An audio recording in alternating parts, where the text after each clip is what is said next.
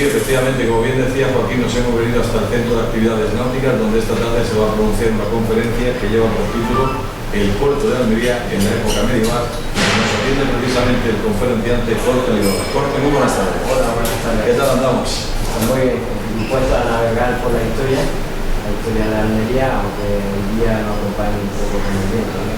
Y dando ya los últimos retoques ya para lo que va a ser la conferencia de esta tarde. Exacto, sí, preparándonos todo ya para que vaya el público y vamos a navegar en esa historia buscando los orígenes de la ciudad y toda la prosperidad que tuvo esta ciudad en la época medieval.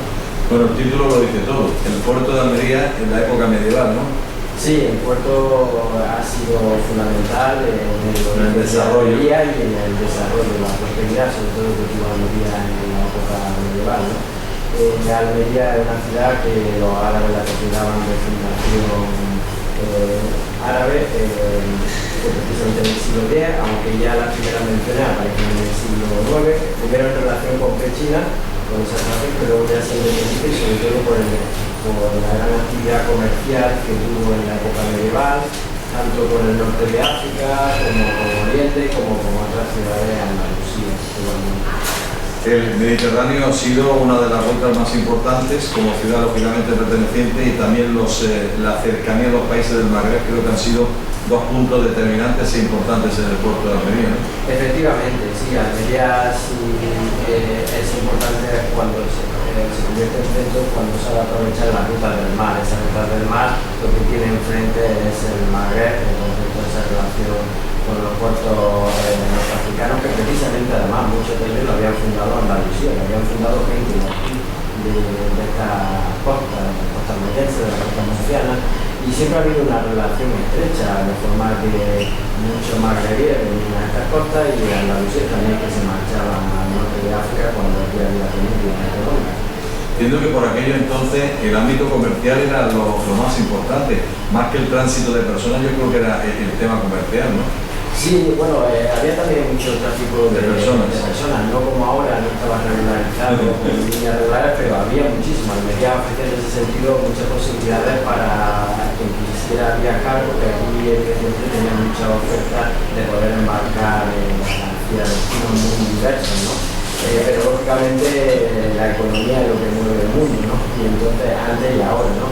Entonces, pues Almería era un punto crucial tanto de recepción de productos como también de exportación. Almería exportaba seda, exportaba mármol, exportaba también objetos. Y anda que aquella época de la uva que llamaban uva de barco, precisamente, eso ya ha sido posterior. Eso ya sí, pero me remontamos al siglo XIX. Me vengo a referir la importancia que ha tenido el puerto en ese sentido. Sí, sí, el puerto es crucial, el puerto, eso es lo que tenemos que aprender en la historia, ¿no? El puerto ha sido crucial para el nacimiento de Almería y para todo su desarrollo, y es una de las cuestiones que ahora no lo podemos olvidar. La gran prosperidad de Almería viene a través de su puerto, vino antes y viene ahora también, ¿no? Entonces, es clave si Almería cuando le ha dado la espalda al mar, cuando le hemos dado esa espalda al mar, hemos caído en la penuria y cómo se ha desarrollado. En cambio, cuando hemos sabido aprovechar los caminos del mar, esos caminos abiertos que nos permiten multitud de relaciones con ámbitos muy diversos, pues ha sido general.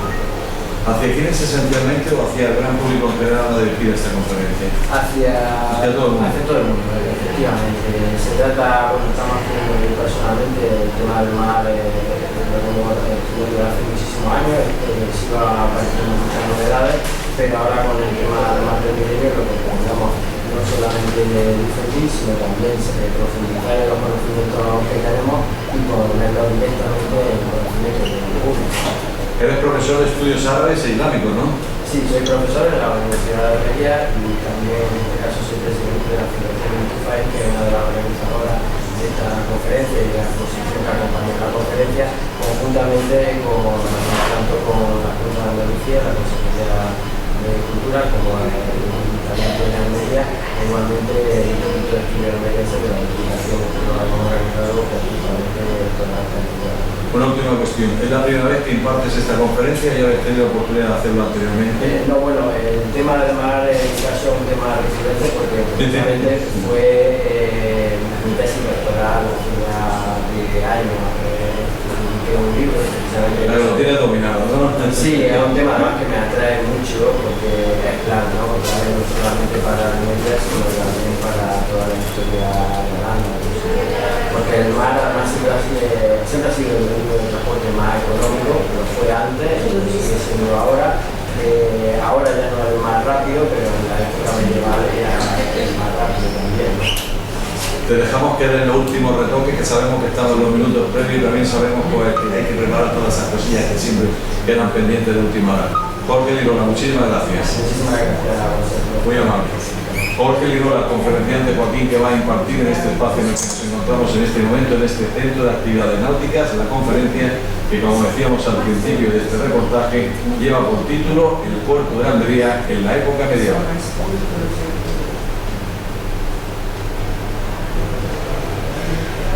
Un ciclo de conferencias y de exposiciones conjuntamente entre la Fundación Intufai y el Instituto de Estudios Almeriense, la Diputación, la Junta de Andalucía, la Delegación de Cultura, así mismo los tenéis, ¿no? Asimismo también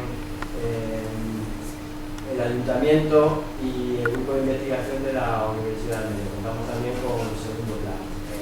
Esto se enmarca todo lo que es en las actividades del milenio, ¿no? Lo que queremos, por un lado, pues aprovechar. ¿Se me oye bien, no? Sí. Yo creo que no es necesario utilizar los micrófonos, ¿no?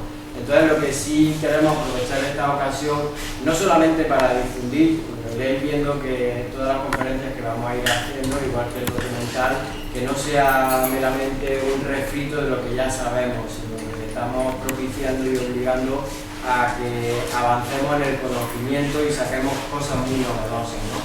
Eso es lo que también pretenderé yo ahora hoy, aunque como digo, lo vamos a ir haciendo durante todo este año, ¿no? Bueno, el tema del poder naval, el tema del mar, para mí es un tema muy querido porque fue con el que yo me doctoré hace ya más de 20 años en esta obra que precisamente se publicó conjuntamente entre la Universidad de Granada y el Instituto de Estudios Almeriense. Un libro que está agotado hace mucho tiempo y que me he replanteado en varias ocasiones reeditar. Lo que sucede es que quería ya hacer una historia naval más amplia, ¿no? Y ello pues requiere mucho más esfuerzo. En aquella, esto va a ser clave, ahora lo iré mencionando. Simultáneamente a cuando yo hice la tesis, una chica, Olivia Remy Constable, de mi misma edad, publicó otra obra que nosotros estuvimos trabajando sin conocernos, y son dos obras muy interesantes. Ella hizo sobre el comercio y los comerciantes en todo lo que era Al-Ándalus, la España musulmana, y Almería tiene una gran presencia en ello, ¿no? Nos conocimos después de publicar los libros.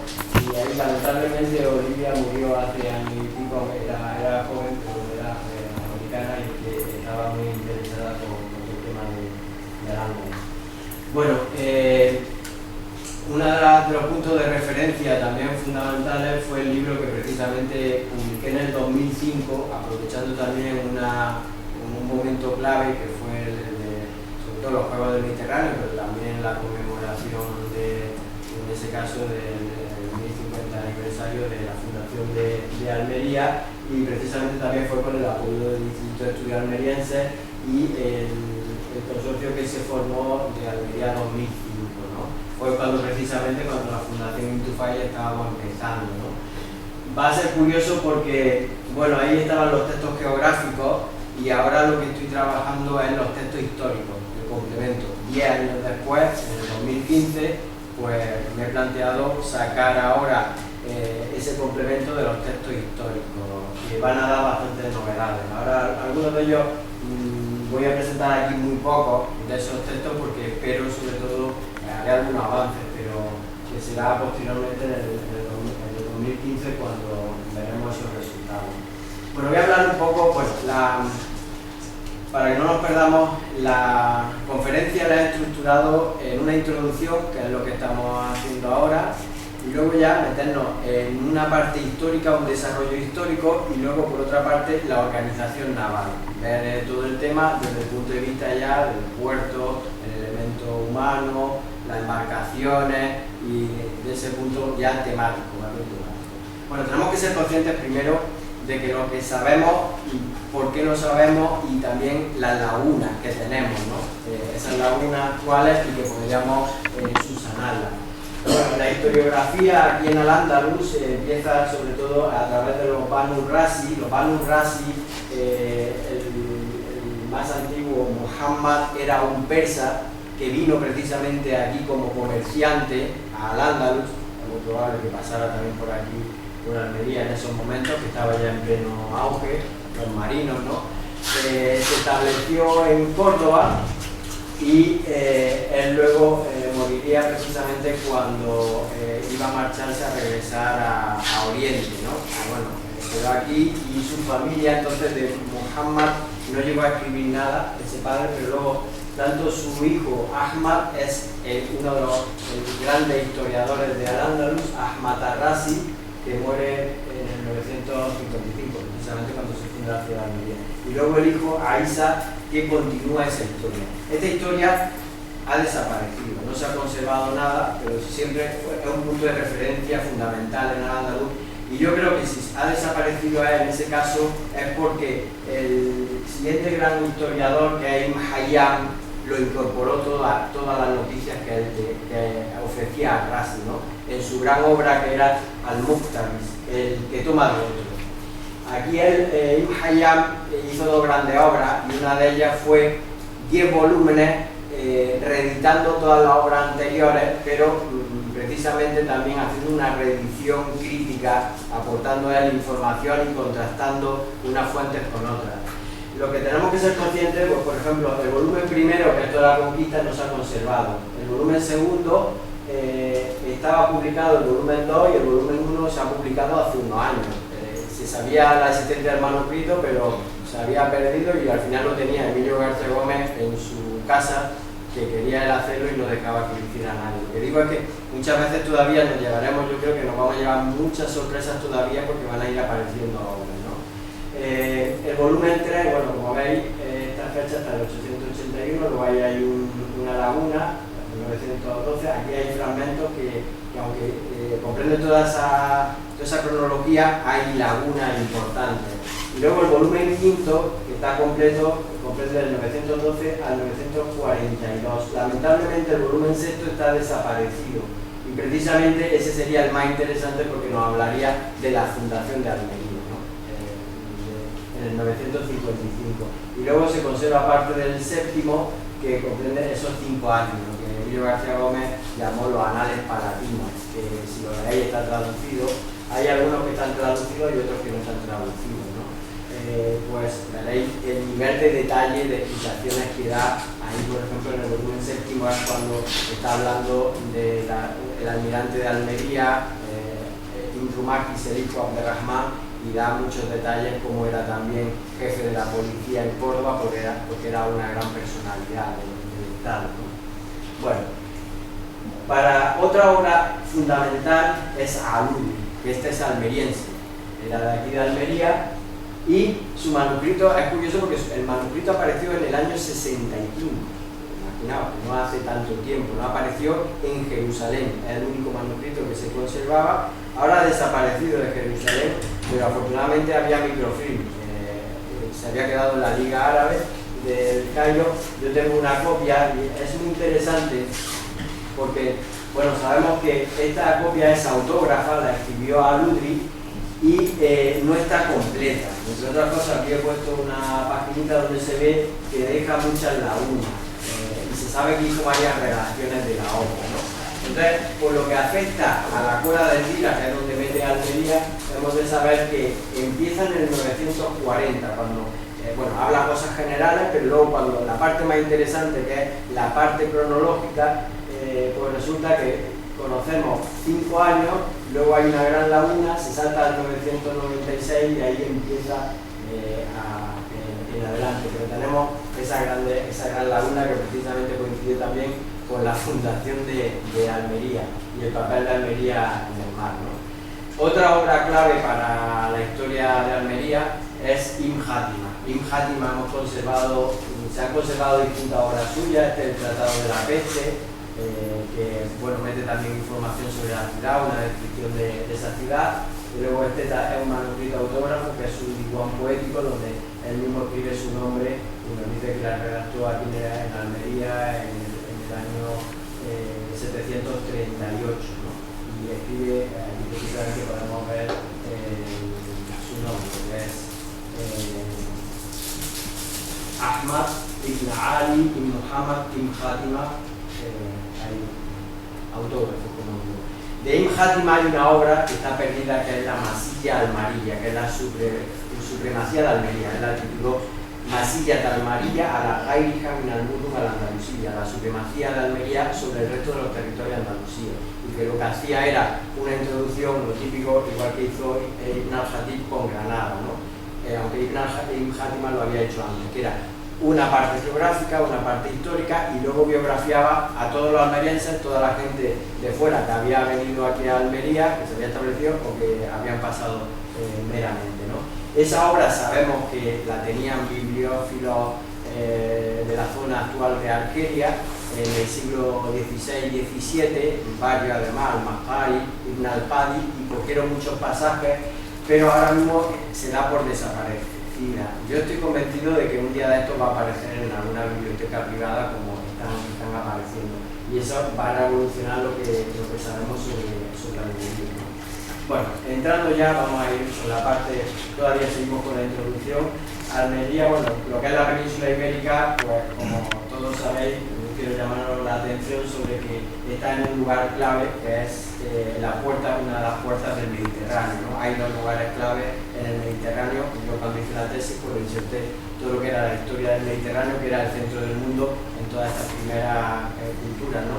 Todas esas civilizaciones se han interesado en dominar el mar, porque el mar era pues lo que te permitía controlar la economía, ¿no? Porque precisamente el transporte marítimo siempre ha sido el más económico, el más barato, ¿no?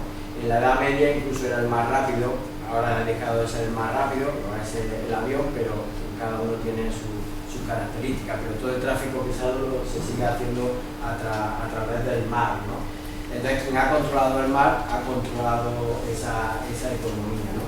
En el caso de, bueno, lo que os decía, lugares claves, pues toda esta zona del estrecho de Gibraltar, entonces esa salida del Mediterráneo, o entrada, según se mire, y luego la parte de Egipto, también en el otro extremo, y sobre todo pues, Alejandría y toda esa zona, y con el canal de Suez, que los mismos textos antiguos pues hablaban siempre de que había existido un canal previamente, y un poco unos textos un tanto sorprendentes así de maravilla, ¿no? Bien, en el caso de Almería es fundamental el mar, ¿no?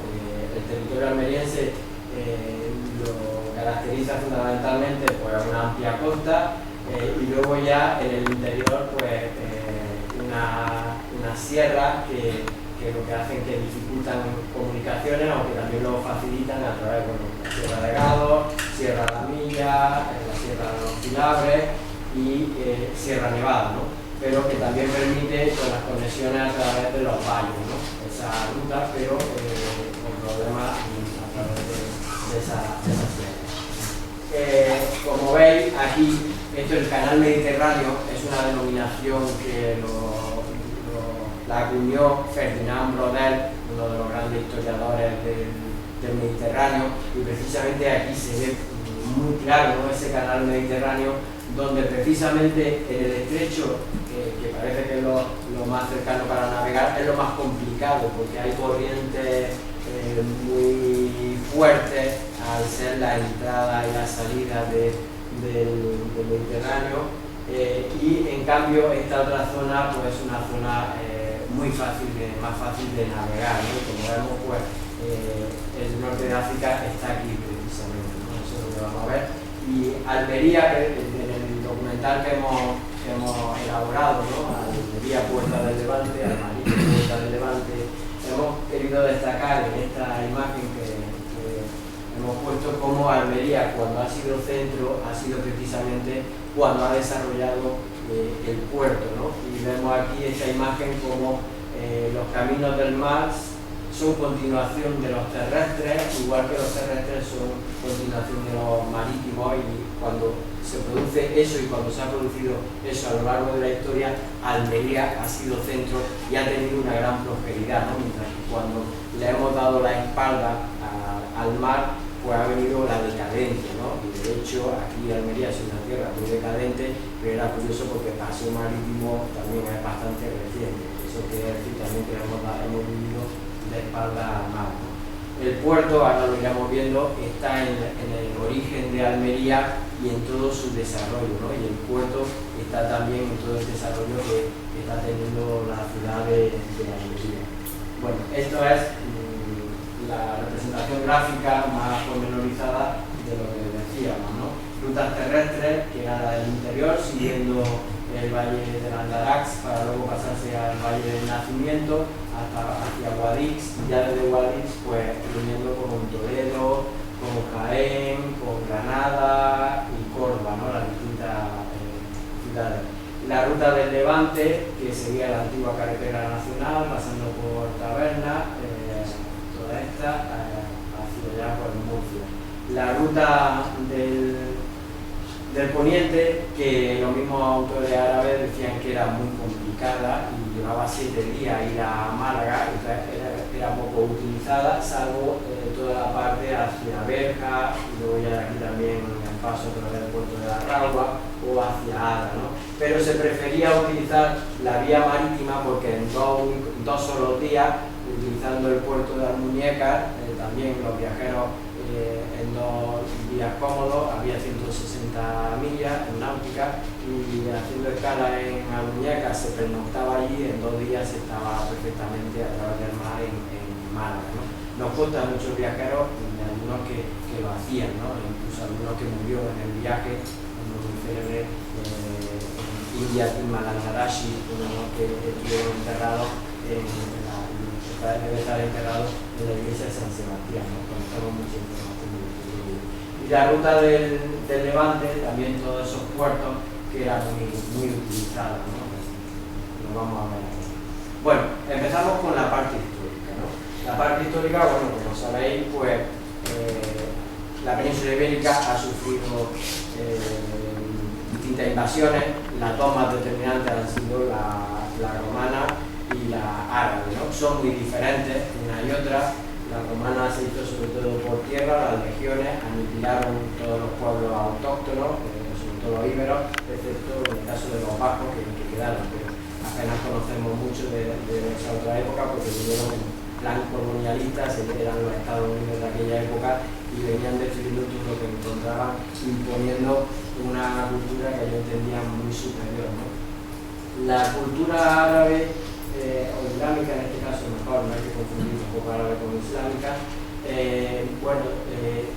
hace una gran expansión a finales del siglo VII y siglo VIII, que llega a la península ibérica, llegan unos ejércitos, no eran muchos, e incluso peleándose entre ellos, porque el mayor enemigo de un árabe muchas veces es un árabe, y lo que se produjo fueron pactos aquí, y entonces pues no hubo, excepto la batalla de Guadalete o algunas muy puntuales, incluso los mismos visigodos pactaron, y la población no fue nada traumática, puesto que no hubo ningunos grandes desplazamientos de poblaciones.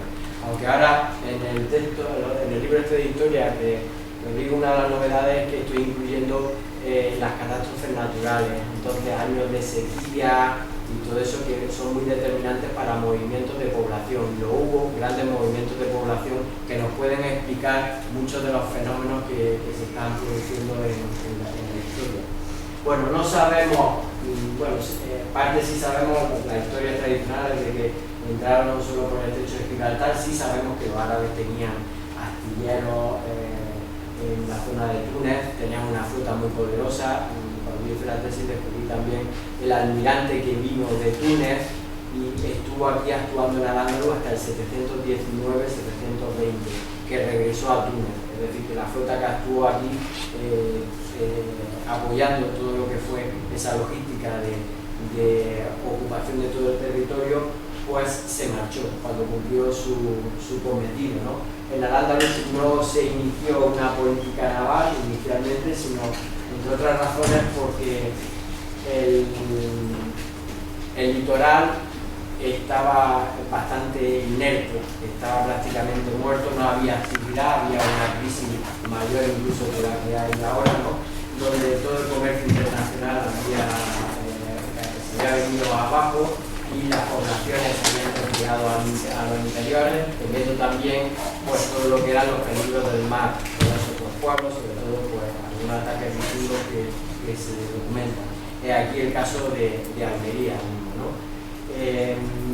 La primera mención que se refiere a Almería, que yo he encontrado hasta ahora, la primera mención en la Edad Media es esta, y es después de la revuelta del arrabal de Córdoba, en el 818, nos dice Isimac, que es un autor bastante tardío, del siglo XIV, pero que da unas informaciones muy interesantes. Hay dos relatos, que incorpora el libro y que incorpora los relatos, uno sobre el almirante, que cuenta, y luego otro que hicieron estos del arrabal. Entonces se formaron varios grupos, y uno de ellos, el tercer grupo, que era un grupo considerable, numéricamente, el número y también en la ciudad, que alcanzaban los 15.000 personas, embarcó desde el puerto de Pechina. Esta es la primera mención. Y no aparece el nombre de Almería todavía. Se dice el puerto de Pechina, así, Marsa Badjan.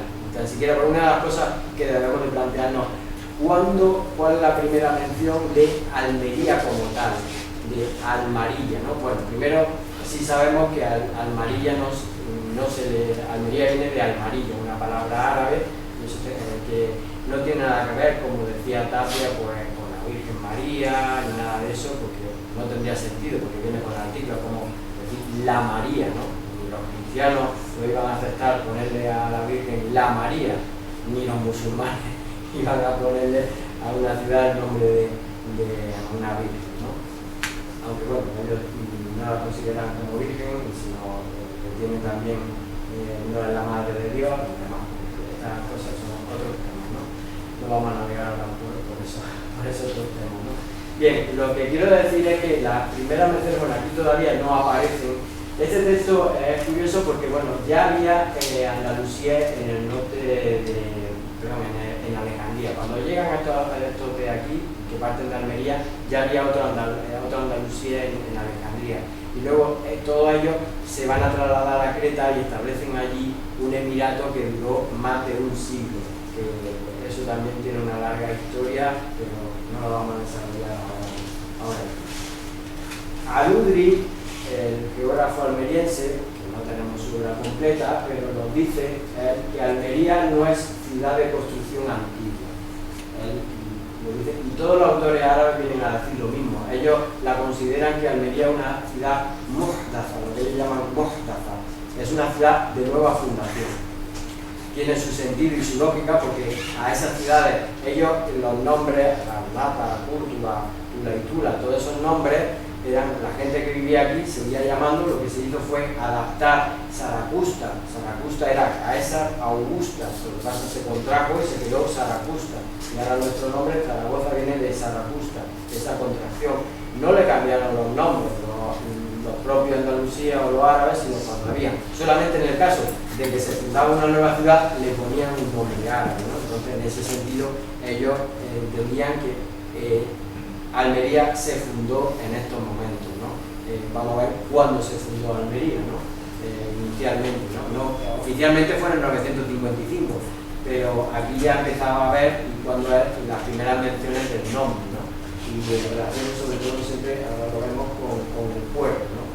Bueno, Al-Udri nos dice que los árabes la utilizaron como ribat.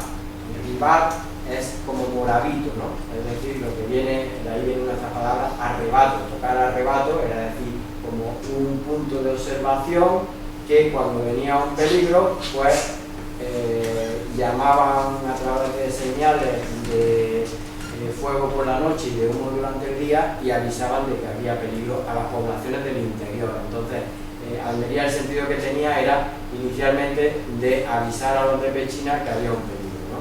Eso supone pues que aquí se construyeron defensas, lo que Al-Udri dice de defensas, que llaman el nombre maharis, lugares de defensa, tal cual, ¿no?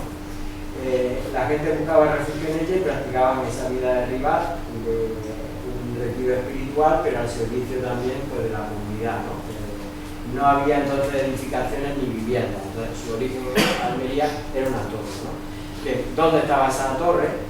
Y bueno, ahí hay varias interpretaciones, no voy a entrar porque bueno, estas conferencias van a ser complementarias a unas que vamos a desarrollar en el Museo de Almería sobre todo el urbanismo, ¿no? Pero bueno, esto como está en su origen, aludiré un poco, bueno, ahora mismo con el milenio también habrá una conferencia que yo tengo interés en ir, y la misma toda ahí también, que es la de Juan José Tonda, que ha sacado ese plano, que yo he sentido muchas de esas cosas y me gustaría también con él pues debatirla estas cosas, ¿no? Él la pone, veréis la torre, la pone en la zona allí del Cerrillo del Hambre, casi por ahí, sobre el barranco del Caballar, muy perdida. Yo no creo que estuviera ahí, no sabemos dónde estaba, ¿no? Pero de estar, no creo que estuviera tampoco en la Alcazaba, como otros lo dicen, ¿no? Que estaría en la Alcazaba y luego el desarrollo de esa torre saldría a la Alcazaba, ¿no? Bueno, en la Alcazaba se sabe que había ocupación anterior, porque Almería, aunque los árabes digan que no es una ciudad de construcción antigua, sabemos que hay presencia romana, pero no de envergadura. Los restos que salen de la época romana no hacen pensar que hubiera una ciudad, sino que hay restos muy dispersos y no de gran entidad, ¿no? Solamente en puntos claves como la Alcazaba, en sitios estratégicos. Yo creo que esa torre debía de estar, y quizás no había una solo, sino había varias, debía de estar en el Cerro de San Cristóbal. En el Cerro de San Cristóbal, si vais allí también en ese punto estratégico, porque visualmente no hay conexión entre Almería y Pechina, entonces se necesitaba una red de torres. La red de torres, la siguiente, si estáis en el Cerro de San Cristóbal, veréis que lo que se ve es Torre Cárdenas. Ahí sí se ve, ¿no? Entonces Torre Cárdenas era un punto clave donde, transmitiendo una señal desde Almería a Torre Cárdenas, de Torre Cárdenas ya hay contacto visual con Pechina, ¿no? O sea, eso sería en origen Almería, ¿no? ¿Cuándo empezó todo esto? Porque alude en esta parte, no en la parte cronológica, como he dicho, porque esa parte cronológica no la da, aparte también estos autores son más tardíos, ¿no? Lo que tenemos constancia es que hay ataques normandos en el 844, en el 858, y esos ataques normandos pues, causaron muchos estragos. Cuando el primero en el 844 camparon a su ancha, llegaron a Sevilla, estuvieron varios días, la saquearon, y estaban próxima allí a Córdoba, ¿no? Además porque no estaba preparada Al-Ándalus con defensa para esa amenaza, porque hasta entonces no estaría. Entonces seguramente no había empezado toda esa política de derribada, ¿no? Solamente había iniciativa privada, porque había una navegación, como hemos visto, que se menciona Almería, y controlado de una población, ¿no?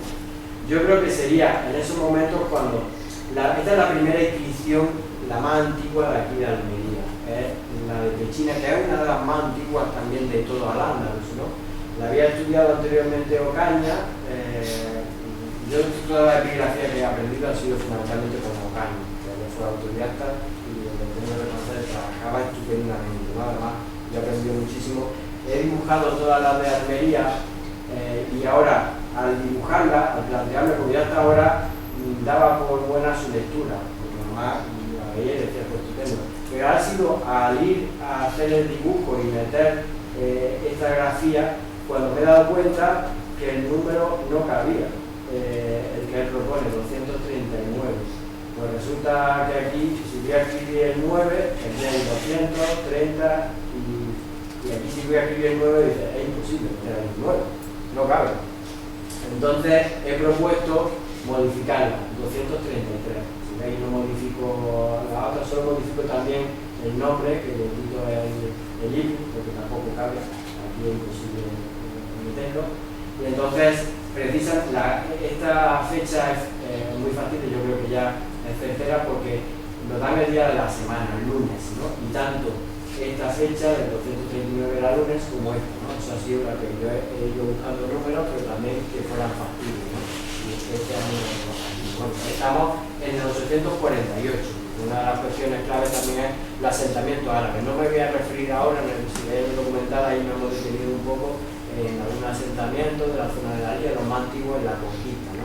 Pero eso da mucho de sí, todas esas cuestiones del desarrollo. Aquí tenemos una nisba que es Al-Umawi, el Omeya, que es una nisba, no quiere decir que fuera Omeya, sino muchas veces esto eran relaciones de clientela, eran autóctonos que se habían arabizado y habían adoptado el nombre tribal de una tribu, y la más importante evidentemente en esos momentos era la Omeya, ¿no? La que gobernaba en Córdoba. Bueno, yo creo que la clave está en esos mediados del siglo IX, cuando empiezan a haber aquí establecimientos importantes de árabes, ¿no? De hecho, ahí, en esa época ya tenemos el Muktabas de Ibn Hayyam, este al que me he referido, y él alude a que Yahya Muhammad I es nombrado gobernador de Pechina Omar ibn Aswad al-Qassani. Esta es una familia yemení importante, que además el árbol genealógico de esta familia está por hacer todavía, porque tiene presente aquí en el siglo IX, pero si nos vamos, en el siglo XIII todavía había miembros. Lo que pasa es que es muy difícil conectarlos, ¿no? Aquí ya no solo utilizar la fuente árabe, sino la arqueología. En ese sentido, aquí tenemos el dibujo que hice de una de las piezas que se conservan en el Museo Arqueológico, que lo que aparece aquí es una descripción funeraria y nos da el nombre Ahmad ibn Aswad al-Qassani. Yo creo que este sería uno de los hijos de Muhammad, porque por las características epigráficas, sobre todo, es que por la epigrafía, por la forma de escribir, como la he estado dibujando, todo ese desarrollo se lo hacía también con Caña, se puede saber de qué época es, ¿no? Entonces, esta evidentemente es de época ya califal, donde se da el púrfico florido, por esos remates florales que se conservan y que aparecen. Entonces, debe de ser, yo creo, de en torno al 920 y tantos, 930 y tantos, antes de la fundación de Almería, que es una inscripción que apareció aquí en Almería, es decir, hay ocupación de ciudad ya, y en esos momentos, cuando sí se refieren, en esos momentos el lugar clave sigue siendo Pechina, el gobernador está en Pechina, pero Almería ya aparece, y Almería, el nombre ya aparece como Mariyat Bayan. Lo traduciríamos como la Mería de Pechina, es decir, y ahora, ¿qué significa ese Marilla? Yo creo que lo utilizaban como un nombre en dialecto andalusí, porque en clásico no se le sabe encontrar significado, claramente viene de la palabra, de la raíz ra'a, que es ver, entonces Marilla como entender lugar desde el que se ve, ¿no? Entonces una especie de torre vigía, ¿no? Y entonces sería la torre vigía de Pechina, y tenía esa relación de dependencia, ¿no? Ahí todavía el puerto no empieza un gran desarrollo, sino solamente Almería es como punto pasivo, ¿no? Es decir, aquí como lugar de vigilancia y de control para evitar el que haya amenazas para la población que está en el interior. Pero aquí ahora viene la clave, y hay en el 800, sabemos que en el 876, ya en esa época, hay unos marinos andalusíes de Tundil y Elvira. Entonces, Elvira, Almería pertenecía, y Pechina pertenecía a la Cora de Elvira, estaba dentro de la Cora de Elvira, que era en todas las provincias de Granada y Almería, que se gobernaba desde Elvira, ante la ciudad también de mayor esplendor, antes de Granada, ¿no? Además, aquí se había establecido como feudo omeya, era donde se llamaba el Yun de Damasco, el ejército de Damasco lo habían establecido en esa zona, hasta el punto de que Granada era considerada como la Damasco del occidente, ¿no? Y bueno, esto es lo que vemos, porque luego Al-Makari, que es uno de los que más desarrollan, cuando se va a Damasco, precisamente allí es donde le encargan que haga una gran obra sobre Al-Ándalus, que nos da muchísima información sobre Al-Ándalus, ¿no? Es el Nafati, ¿no? Pero el caso es que hay unos marinos andalusíes que todavía no sabemos por qué, en principio, pues se habían ido de aquí, de la costa andalusía, y se habían establecido en el norte de África, y se dedican a establecer allí ciudades. Las Nueva Atenes se quedan allí, invernan, y luego en primavera un grupo decide volver a la península y desembarcan en el puerto. El texto lo cita, esto es de Al-Bagri, un geógrafo que era de Huelva, pero que sabemos que estuvo aquí en la corte de Al-Mutasim, que estuvo trabajando con Al-Udri, ¿no? Y él era menor que Al-Udri, ¿no? Él incluso estuvo aprendiendo de Al-Udri, ¿no? Entonces, el texto se menciona como Ashkubira, es un nombre muy raro, y yo creo que eso se puede leer Ashkuyus, y quizás sean los escudos, es lo que yo interpreto. Desembarcan allí y se establecen en la región de Pechina, y es cuando empieza ahora un gran movimiento. Bien, yo ahora, en estos textos que estoy traduciendo, me da la impresión, además, y esto es lo que empieza en un gran desarrollo, ahí vemos, son los escudos. Además sabemos que también Andalucía son los que fundan Orán en el 902, entonces hay un gran movimiento y empieza ya a haber mucho comercio cada vez más en esos momentos, ¿no? Distintas Andalucías que se ponen ahí de acuerdo con los bereberes, se establecen allí y fundan Orán, una ciudad que siempre ha tenido mucha relación con Almería, ¿no? Muchos almerienses se fueron allí, como esto mismo en aquella época o luego en otra época, y muchos de Orán también que vinieron. Bien, la impresión que tengo ahora mismo es que todos estos marinos, que eran muladíes, deberían de ser muladíes, se enriquecieron no por el tema, ahora que se llamará después, no tanto por el tema de la esclavitud, sino por el tema del trigo. Porque hay unos textos, que es los que estoy incorporando, que hablan años de sequía terrible aquí en Al-Ándalus, mientras que había unos años de mucha producción de trigo en el norte de África. Entonces lo que hicieron, la impresión que tengo es que se fueron allí para precisamente traer trigo y de aquí lo vendían a precios pues, excelentes. Como Almería, toda esta zona era deficitaria el trigo, allí había superávit de trigo, entonces empezaron a negociar con el trigo. Y era todo ese comercio de trigo lo que hizo que empezaran a prosperar enormemente Almería, ¿no? en esos momentos. Bueno, aquí veis las correspondencias de Al-Bakri como pues lo dan, ¿no? Almería con Ternana o alguna vez también en toda esa parte con Orán. Entonces eso es donde hablan 2 días de navegación, la mayoría eran 2 días de navegación. He puesto aquí Al-Idrisi, el mayor geógrafo árabe, pues está todas las distancias entre distintos puntos y como veis pues Almería es la que estaba incluso pues aparte de Málaga pues con solamente 2 simladuras en 2 días de navegación se llegaba a Orán o a Hunain, al puerto de Hunain, un puerto árabe desaparecido. Bien, bueno, ahí ya es lo que empieza todo ese desarrollo. Sabemos a través de Hayam, pues que en el 888, cuando empieza el Emirato de Abdalá, los marinos de Pechina piden que confirmen a su gobernante y que construyan una veintena de fortificaciones, de castillos. Es uno de los momentos en los que se fortifican también. Eso fue una época también que contrastaba. Mientras que Almería tenía una gran prosperidad, en el resto, y yo creo que la prosperidad le venía por eso, de ese trigo del norte de África, eran tiempos muy revueltos. Eso es lo que se llama la primera fitna, la fitna que llegó al final del califato, es la que llaman ellos la segunda fitna, que le llaman la fitna, la guerra civil bereber. Pero esta primera fitna se produjo a finales del siglo IX, pero no llegó a hacer desaparecer el Emirato Omeya, porque todo esto que se sublevaron, Omar Ben Hassún, Al-Jibiliki, Omar Ben Hassún en la zona murciana, pero también se expandió su rebelión por esta zona, una de ellas, Al-Jibiliki en la zona de Extremadura, pues aunque pusieron en jaque al Estado Omeya, no llegaron a hacerlo desaparecer, entre otras cosas porque Abdalá puso a su nieto, Abdelrahman, y con mano firme pues volvió a controlar todo el Estado Omeya a través también de pactos, y ahí es uno de los grandes también auges que tiene Almería por la figura de estos marinos como pactos, ¿no?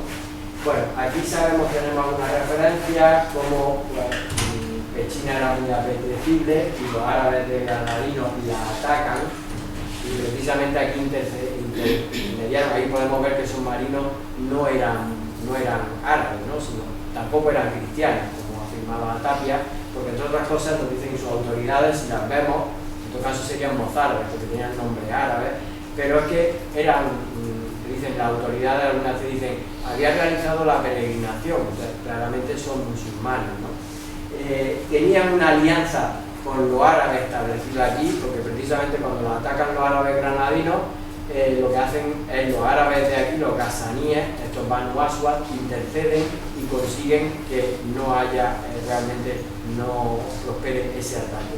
Ya también empieza a despertarse el interés también de otros reinos cristianos, como el conde de Ampuria, en esos mismos momentos atacaron. En la primera mención también aquí que aparece el arrabal de Al-Haud, no lo llaman arrabal, es decir, no estaba amurallada, pero se menciona la zona de Al-Haud, lo que es la chanca, ¿no? Lo que yo he traducido como la hondonada, que se suele traducir como el aljibe, pero creo que a eso hay que descartarlo. Eso lo explicaré luego en todo el desarrollo de cómo era la ciudad de Almería, ¿no? Pues eso será motivo de otra conferencia.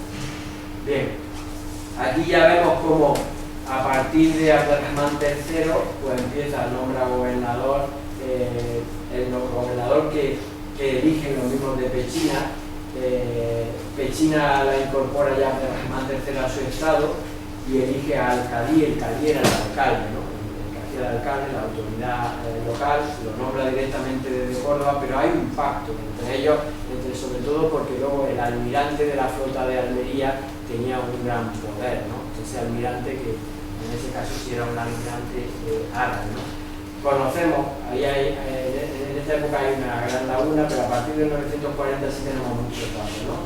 Y es el momento en el que Muhammad ibn Rumahis, el almirante de la flota, es nombrado gobernador de las cuadras de Pechina y de Elvira. Es el momento en el que, lo hemos puesto también en el documental, el momento en el que Pechina se independiza de Elvira, y no solo se independiza, sino que aparece la cora de Pechina, sino que se vuelve a reunificar todo el territorio, las dos coras, pero ahora gobernándola el almirante de la flota, gobernándola desde Pechina, ¿no? Desde aquí, desde Almería, ¿no?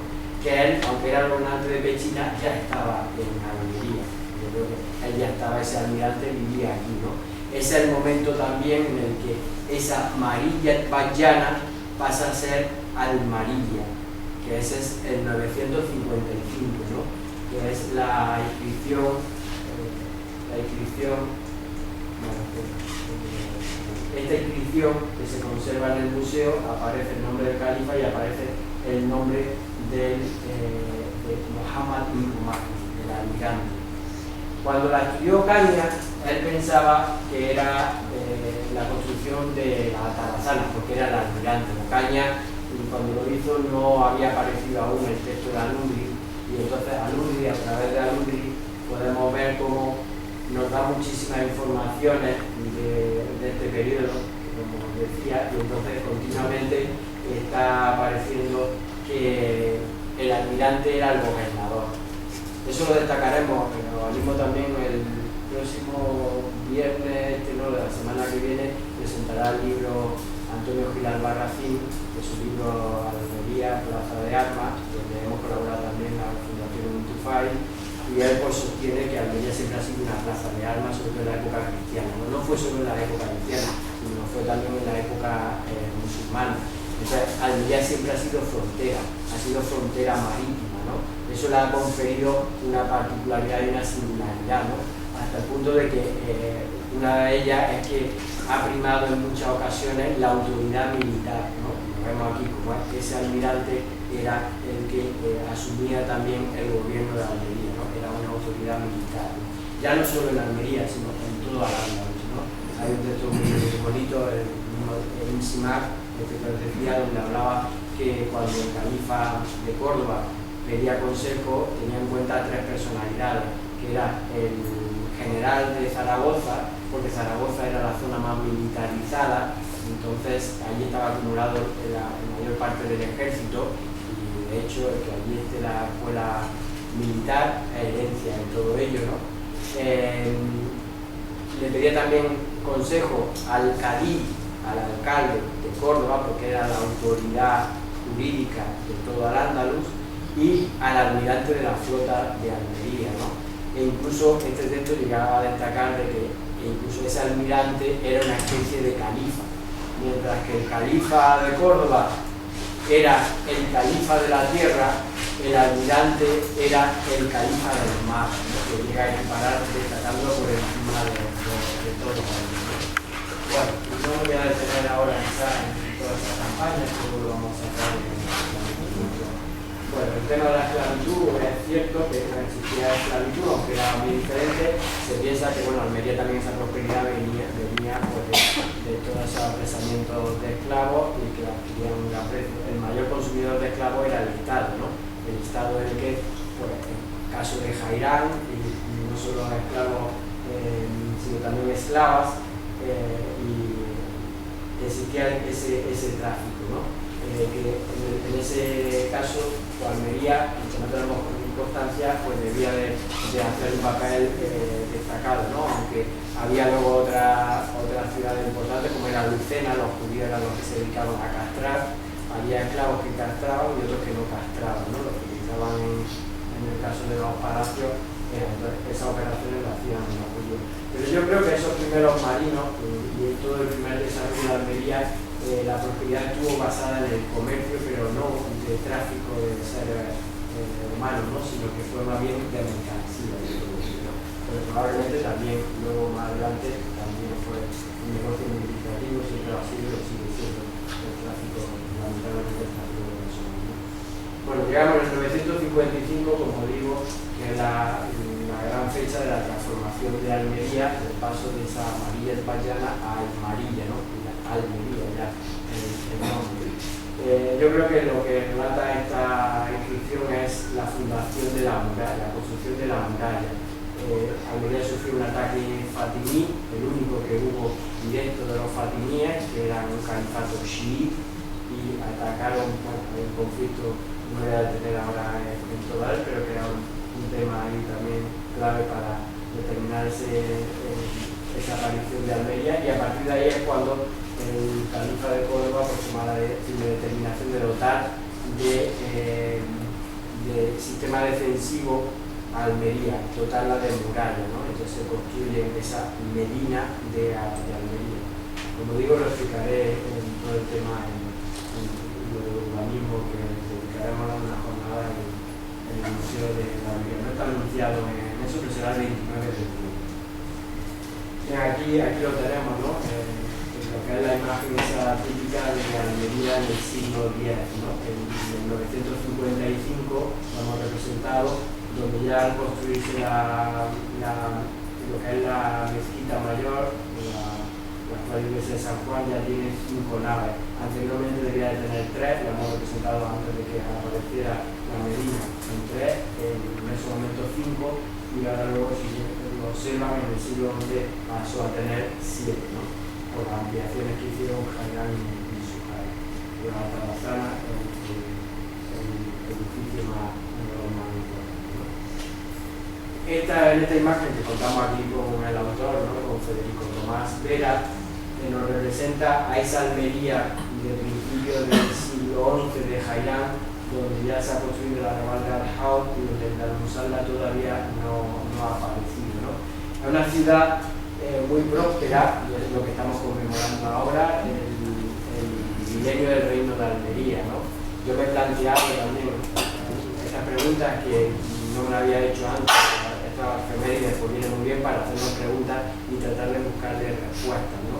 Y es por qué Jairán eligió Almería, porque Jairán, bueno, salió de Córdoba y él establece, bueno, hay una larga historia, hice un adelanto en una charla que hubo en el ayuntamiento, ¿no? Él en realidad tenía su sede en Orihuela, conquista Murcia y conquista Almería. Se la quita a otro eslavo, a otro fata eslavo que es Afla, ¿no? Yo creo que tenía una gran intención de establecerlo en Almería porque Almería producía una gran renta. Y él puso aquí su capital porque tenía grandes rentas. Tenía un gran maestro que fue Almanzor. Almanzor, cuando empieza su gran política de hacerse con el control efectivo del Estado Omeya, lo que hizo pues, fue eliminar a las grandes personalidades que le podían hacer sombra. Se casó con la hija de Gali, el general de Zaragoza, emparentó con él y lo asesinó precisamente a su suegro. llamó al almirante de la flota de Almería, que en ese momento era Abderrahman ibn Muhammad, el hijo de Muhammad. Luego veremos que era un típico de la familia del almirante, ¿no? En este caso pues conocemos padre e hijo. Lo llamó a Algeciras y lo envenenó. El texto nos lo dice con un pollo muy azucarado, ¿no? Para que no notara. El efecto del veneno lo hizo cuando fue en barco, como buen almirante, pues se desplazó a Algeciras para despachar con Almanzor el barco, y a la vuelta murió y la va a ver aquí a Almería, ¿no? Bien, como digo, Almanzor tenía un gran interés y lo que hizo fue, en esos años que no sabemos quiénes gobernaban aquí, bueno, en ese momento sí sabemos que mandó inmediatamente a un hombre de confianza para hacerse cargo con el gran tesoro de Almería, porque debía de haber una renta. Almería tiene una economía muy saneada, ¿no? Entonces posibilitaba, era la gran joya del califato, posibilitaba un gran desarrollo de todo el Estado, ¿no? Jairán hizo lo mismo, hizo lo propio, ¿no? Si vino aquí es porque había una gran renta. Entonces él tenía un Estado muy saneado y fue lo que hizo, lo que le permitió, sobre todo por todo lo que producía el puerto, pues desarrollar la ciudad y desarrollar toda la zona. Esos son los momentos de mayor esplendor de Almería. En el punto territorial, nunca Almería había llegado a controlar tanto el territorio, porque él llegó a unificar pues toda la zona de Alicante, la zona de Murcia, toda la zona de Almería, la zona de Jaén también la controlaba, parte también de Albacete, parte de Ciudad Real, y parte también de Córdoba, llegaba hasta Priego, y estaba continuamente también con injerencia en Córdoba. Eso también, este desarrollo, luego lo explicaremos, ya el desarrollo en el siglo XI, cómo se desarrolla Almería, ¿no?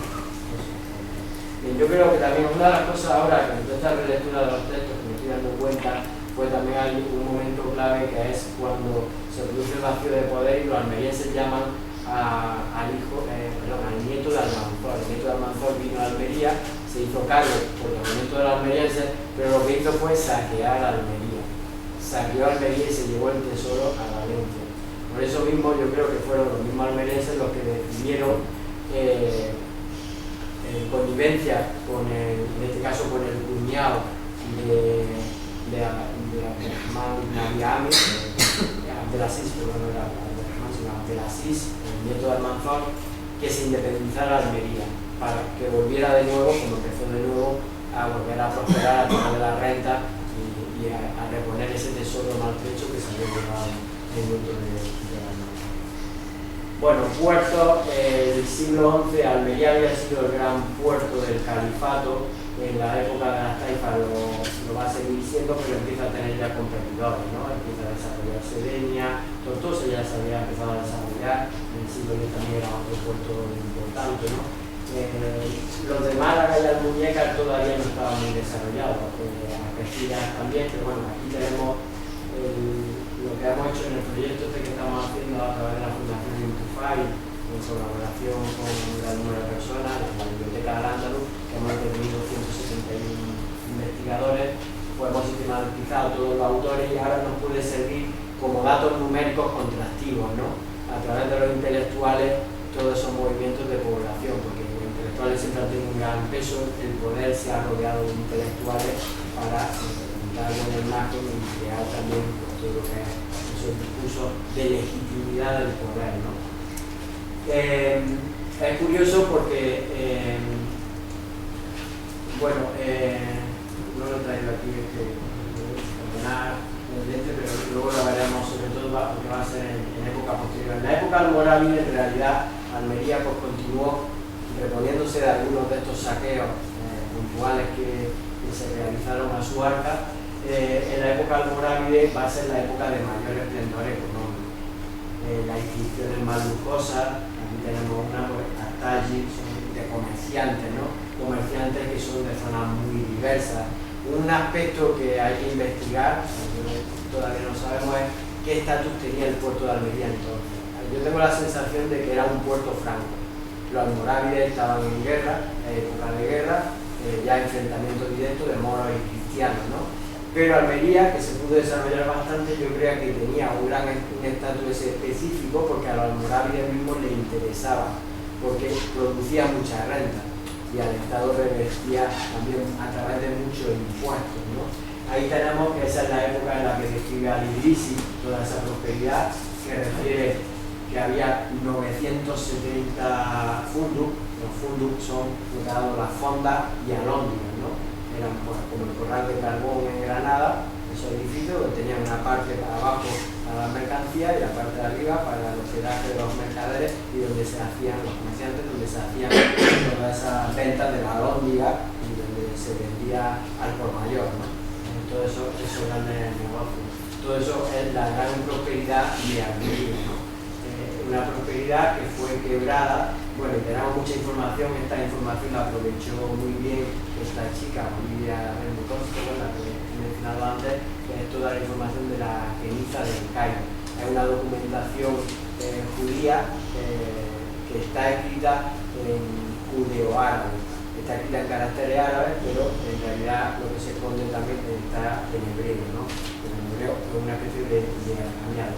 Ahí tenemos muchas informaciones. Había una colonia judía aquí en Almería y es curioso también, en una época como la Almorávide, donde se dice que era una época de intransigencia y de hecho en alguna otra zona se sabe de que había habido muchos movimientos, sobre todo de población mozárabe y judía, porque se le veía las fetuas que dictaminaban, entre otros, por ejemplo, el abuelo del célebre Averroes, que era un gran jurista, que fue jurista con los almorávides, emite fetuas donde dicen que estas poblaciones son colaboracionistas, pueden colaborar, y entonces se desplazaron sobre todo para eliminarlos de lugares fronterizos, ¿no?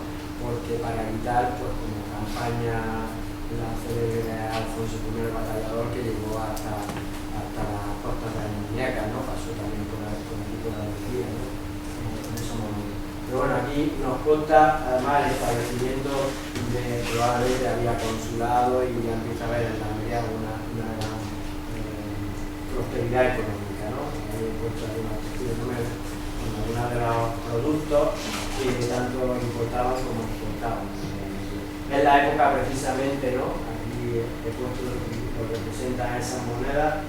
Esta misma acuñada en Almería del tesorillo que apareció en la Alcazaba, que lo va a poner ahora el ayuntamiento en el centro de interpretación. Esta precisamente está acuñada aquí en Almería.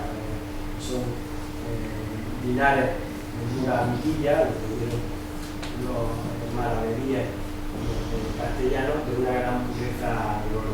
Esto nos gustaría también completarlo ya el año que viene con alguna jornada sobre numismática, porque da mucho de sí, ¿no? Todo el tema de la moneda y de la fundamental en el comercio. Almería en esos momentos tiene ceca, como vemos aquí. Hay épocas en las que no tenía ceca, en la época del califato se producía todas las acuñaciones, venían desde la Casa de la Moneda, la ceca, ¿no? La Sica de Córdoba, o Medina Zara, cuando ya se traduce ese califato, pero hay otra época en la que en Almería, o bien de forma independiente de la taifa, o bien de forma dentro del Estado almorávide, pues se acuña aquí moneda y de una gran calidad, ¿no? La gran ruptura se produce el 17 de octubre de 1147, donde esa coalición cristiana, dentro de un ámbito de cruzada, pues saquean Almería. Venían con intenciones precisamente de saquearla, ¿no? Ya había habido un ataque previo, donde habían eludido la conquista de Almería por el pago de un rescate.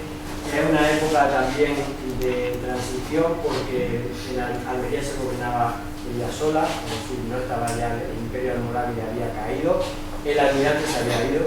Cuando llegaron los cristianos no había ni almirante, la flota se había marchado y entonces lo tuvieron relativamente fácil. Destruyeron Almería, luego lo veremos, y aquí un artículo que hizo el que ahora es vicepresidente de la Fundación, Antonio Rodríguez Figueroa, donde hizo un estudio de los personajes de Almería en ese momento hacia dónde se fueron. Almería se quedó despoblada. Una de las cosas que lo que me va a dar antes la atención va a ser el momento en el que al caer Almería despega Málaga. Y eso lo vemos muy claro en las estadísticas que hemos hecho. Estos son estadísticas ya numéricas, que los datos no engañan. Aquí tenemos contrastivamente Almería, premios intelectuales de Almería y Málaga. Almería empieza su gran desarrollo de intelectuales en la taifa, sigue aumentando en intelectuales. En azul son los intelectuales que nacen en la ciudad. Esto hay que completarlo más estas estadísticas con algunas tesis doctorales, pero mi idea era, aquí solamente son estas tres cifras. En azul, los autores que nacen en Almería y mueren en Almería. En verde, los autores que no son de Almería pero mueren en Almería. Y en rojo, los autores que son de Almería pero mueren fuera. ¿Me entendéis? Es una estadística muy sencilla, aunque la más completa sería cuando los movimientos, además la sociedad andalusí, como veréis, continuamente movimiento hubo. El movimiento era la misma cultura árabe, fomentaba el viaje, ¿no? Por muchos motivos, por comercio, por estudios, por espionaje, por también relaciones de embajada, relaciones diplomáticas. Entonces veréis como Almería, pues bueno, tiene un crecimiento muy importante, siempre además va creciendo hasta la época almorávide, a veces pues también con gente que se marcha, pero va a ser en la época almohade donde se produce la debacle, es decir, ahí no hay crecimiento. Se mantienen autores de Almería, pero no vienen de fuera ya. Almería no atrae en ese sentido porque se había quedado machacada por su mismo puerto, no tendría tanto sentido. En cambio, Málaga, en esos momentos cuando pega un despegue bestial, yo creo que ha aprovechado precisamente de Almería. Luego, en cambio, y ahora sería lo importante, Almería empieza a reponerse, incluso en la época nazarí le gana a Málaga, porque como puerto, ya el puerto de Málaga, sobre todo, pues ya desplazamientos de ejes hacia el Atlántico, pues ya empieza a tener más importancia en Málaga. Pero veremos que también en la zona técnica de la Cazaba, que se van a dedicar también a ese tema, tendrá una investigadora de Granada, Adela Fábregas, donde ella nos demostrará cómo Almería seguía siendo importante. Había aquí colonias de italianos, distintos, ¿no? A veces, fundamentalmente, establecidos aquí. Bueno, eso en los momentos, yo creo que va a ser el gozne de la decadencia también del poder naval en Al-Ándalus. La tesis que yo sostuve, bueno, relacionaba el auge de los estados con la política naval que habían seguido, y entonces relacionando que se necesita mucha inversión y tiene que haber un estado detrás, ¿no? Fue en la época omeya, sobre todo el estado omeya, siguiendo la iniciativa privada, todos estos marinos que se dedicaban al comercio, lo apoya, lo incentiva y hay un gran desarrollo, ¿no? Pero va a ser, sobre todo ya en este declive, en la época ya, la caída de los almorávides, cuando además se toman, Almería fue transitorio 10 años, pero Tortosa ya definitiva, se pierden grandes masas forestales, y entonces eso es lo que hizo también que revirtiera la situación, sobre todo naval, ¿no? Yo creo que ahí va a ser donde va a venir una gran decadencia naval de los puertos también, el de Almería.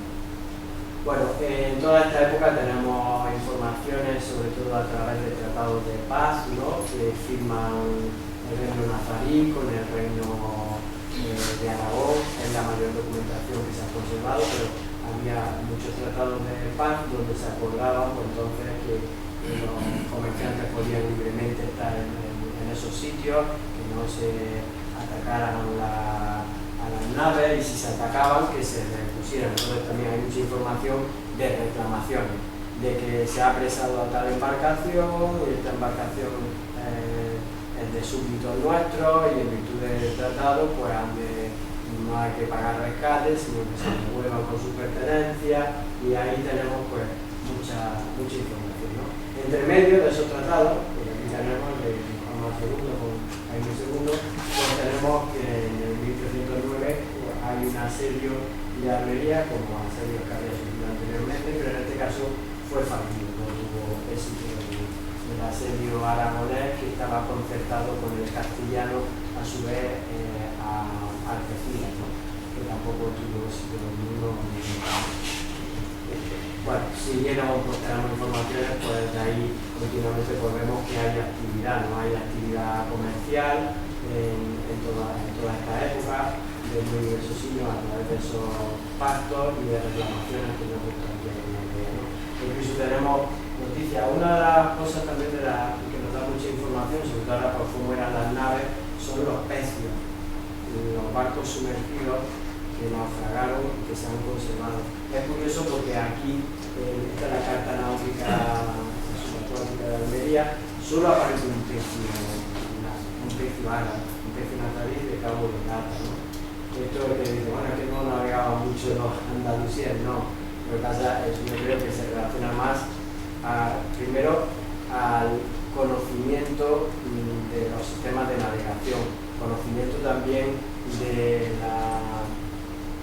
la orografía de la zona, porque entre otras razones yo creo que he encontrado ese pecio nazarí que además han recuperado piezas en el museo, están allí, además es muy curioso porque se llevan, por ejemplo, mármol que está ya semitallado, no llega a estar tallado definitivamente, pero piezas como capiteles y se la estaban exportando, ¿no? Se estaba exportando el mármol ya casi medio tallado, ¿no? Una de las cosas que había también funcionaba mármol tallado y las exportaciones porque hay en otros puntos hasta Gao, ¿no? En Mali nos cuesta, ¿no? Este pecio a mí me apareció un naufragio en la fuente árabe en Cabo de Gata a finales de 739 y era un malagueño, venía de Málaga y es factible porque además hay aparecido también en la partida cerámica que podría ser de ahí y quizás esa sería la explicación de que estos malagueños no conocían muy bien la zona de Cabo de Gata y por eso naufragó la embarcación, ¿no? También pues se dice que bueno, los árabes sabían navegar, aparte de una navegación de cabotaje, realizaban una de alta mar, ¿no? Y cuando se naufraga el barco en alta mar, pues es más difícil localizar, ¿no? Bueno, el puerto de Almería pues venían mercancías y eso, pero también llegaban de Gracia, ¿no? En ese sentido, pues fijaos, la peste negra vino a Almería, fue uno de los primeros lugares, eso lo llamamos Fátima, que será el mejor tratado de la peste, y sabemos que Almería fue uno de los lugares, igual que las costas italianas, las costas andalusíes, sobre todo Almería, llegó la peste rápidamente, y además es curioso porque aquí me he destacado, en Almería mueren, estos son los intelectuales que hemos fichado en la biblioteca de Almería, son aleatoriamente, es decir, nosotros hemos ido a fichar a todo el mundo, ¿no?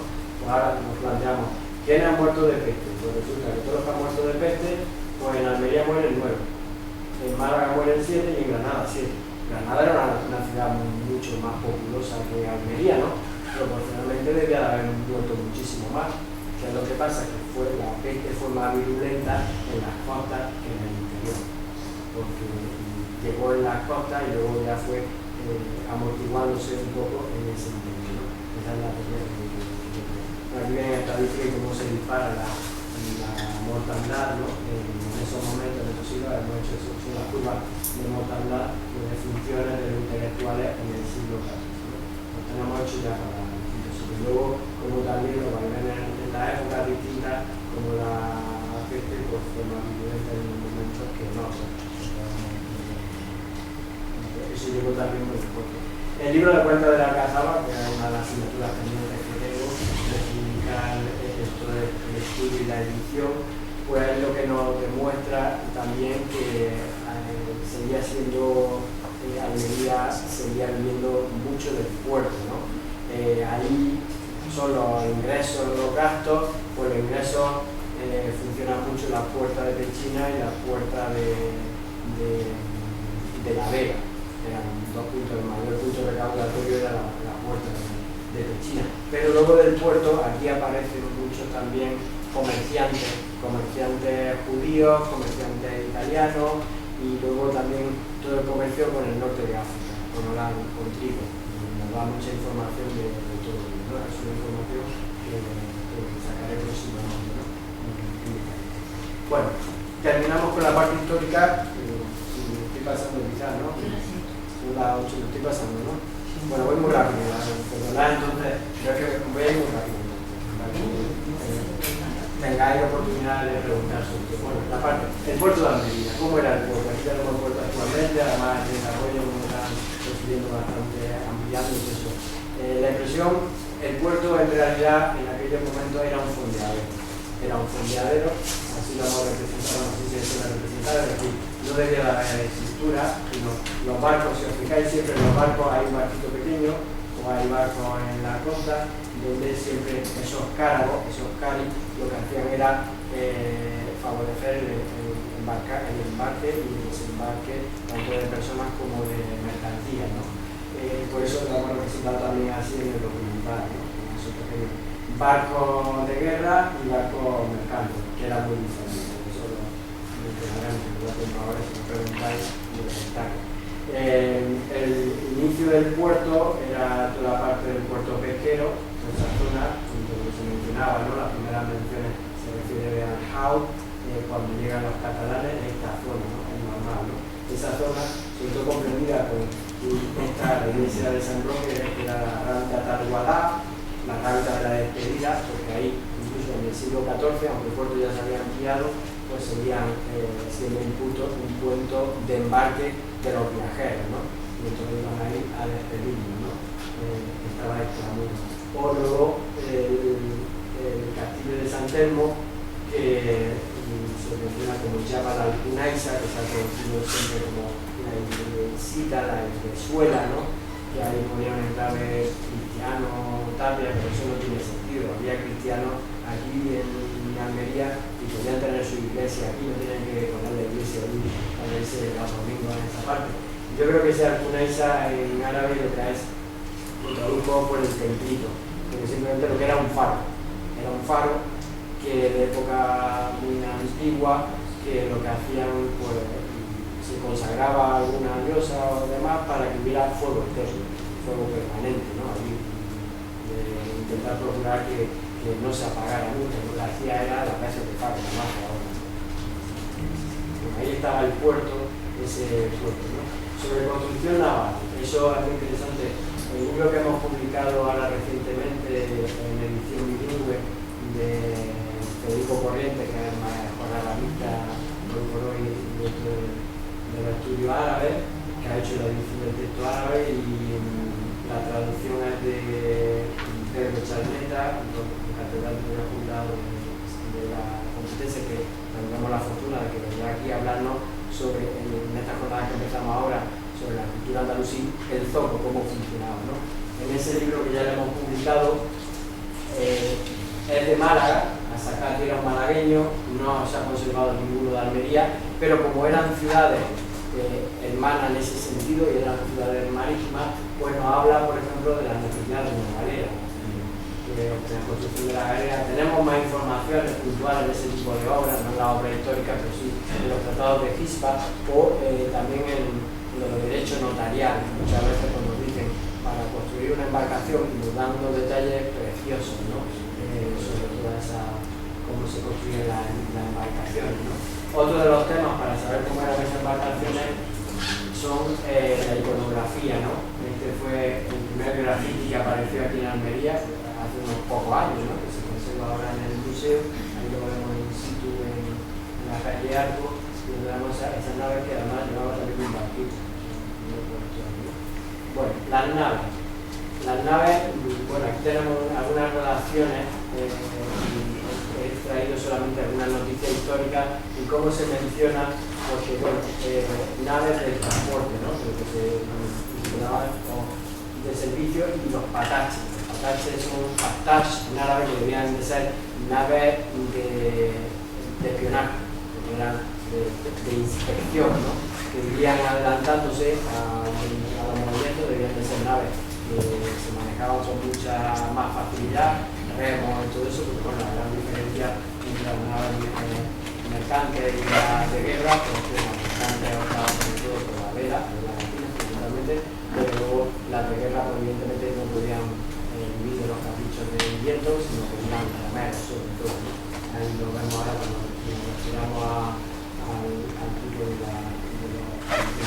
Bueno, y luego estaban las típicas galeras, que se mencionan mucho, la Shawani, esa galera, que bueno, la arqueología subacuática me da mucha información sobre el casco, que lamentablemente pues todo lo que es el lámina y todo eso evidentemente puede ser desaparecido, ¿no? Porque no absolutamente nada. Ahí tenemos una de las representaciones, ¿no? Se ve evidentemente que son naves de guerra, ¿no? En esos casos.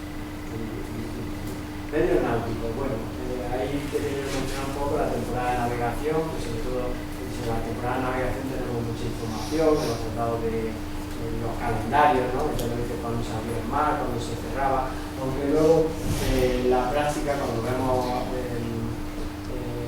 menciones también de viajeros, pues cuando era una navegación de cabotaje dependía mucho del viento y del conocimiento, entonces solamente esas temporadas de navegación influían bastante para los grandes viajes, ¿no? Almería era un puerto de grandes rutas, ¿no? Es decir, aquí salían naves no solamente de cabotaje para otros puertos de Andalucía, del norte de África, sino para Alejandría y puertos ya orientales, ¿no? Conocimientos técnicos, pues bueno, los árabes tenían unos grandes conocimientos, supongo que bueno, habían aprovechado toda la información. Esto lo voy a ir pasando, además contamos aquí con la presencia de Federico Tomás Vera, que está en Alemania y nos pudo dar perfectamente una conferencia, y de hecho pues, yo creo que lo debemos invitar para en una ocasión que nos hable de todos esos conocimientos, ¿no? Ahí pueden ver la exposición sobre la vela latina, que es una de las grandes difusiones que hicieron los árabes, ¿no? Los romanos, esa latina no se refiere a los romanos utilizaban más la cuadrada y si necesitaban tenían remeros, esclavos para hacer de remeros. En cambio, pues los árabes utilizaron más esa vela triangular que permitía, cuando el viento era contrario, pues poder ir zigzagueando y siguiendo ese viento de forma que se podía avanzar 45 grados, ¿no? Entonces aprovechar eso. Bueno, el sistema de navegación igual hubo todo el tema de, veréis que en la acuarela que nos ha preparado Federico Tomás del siglo XI aparecen el sistema de dirección, son las dos espadrillas laterales, porque todavía no se ha impuesto el timón de polaste, que fueron también se difundió en la época andalusí, donde ya una sola persona podía dirigir, luego también con un timón, podía dirigir la nave.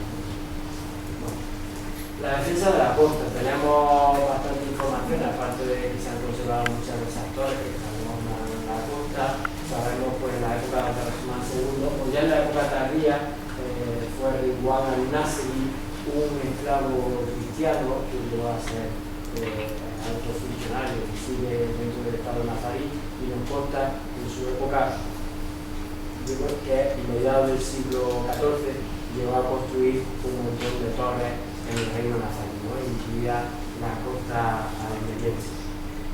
El elemento humano, ¿no? Bueno, ya ahí destacaría las naves, pues bueno, las naves de guerra pues hablan de, por ejemplo, combatientes, contacto con soldados y tripulantes, ¿en qué proporción? Podemos ver también que las naves no debían de sobrepasar los 150 tripulantes, como mucho, en la mayoría de ellos, pero deberíamos oscilar 100, a veces un poco menos, con las proporciones que nos dan algunas de ellas, ¿no?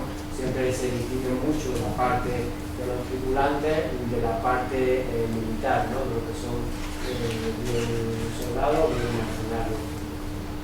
Era muy habitual la familia de almirantes. Aquí tenemos 4 familias de almirantes almerienses: los Banu Rumakis del siglo X, que hemos mencionado, los Banu Maimun, que van a ser los del siglo XII.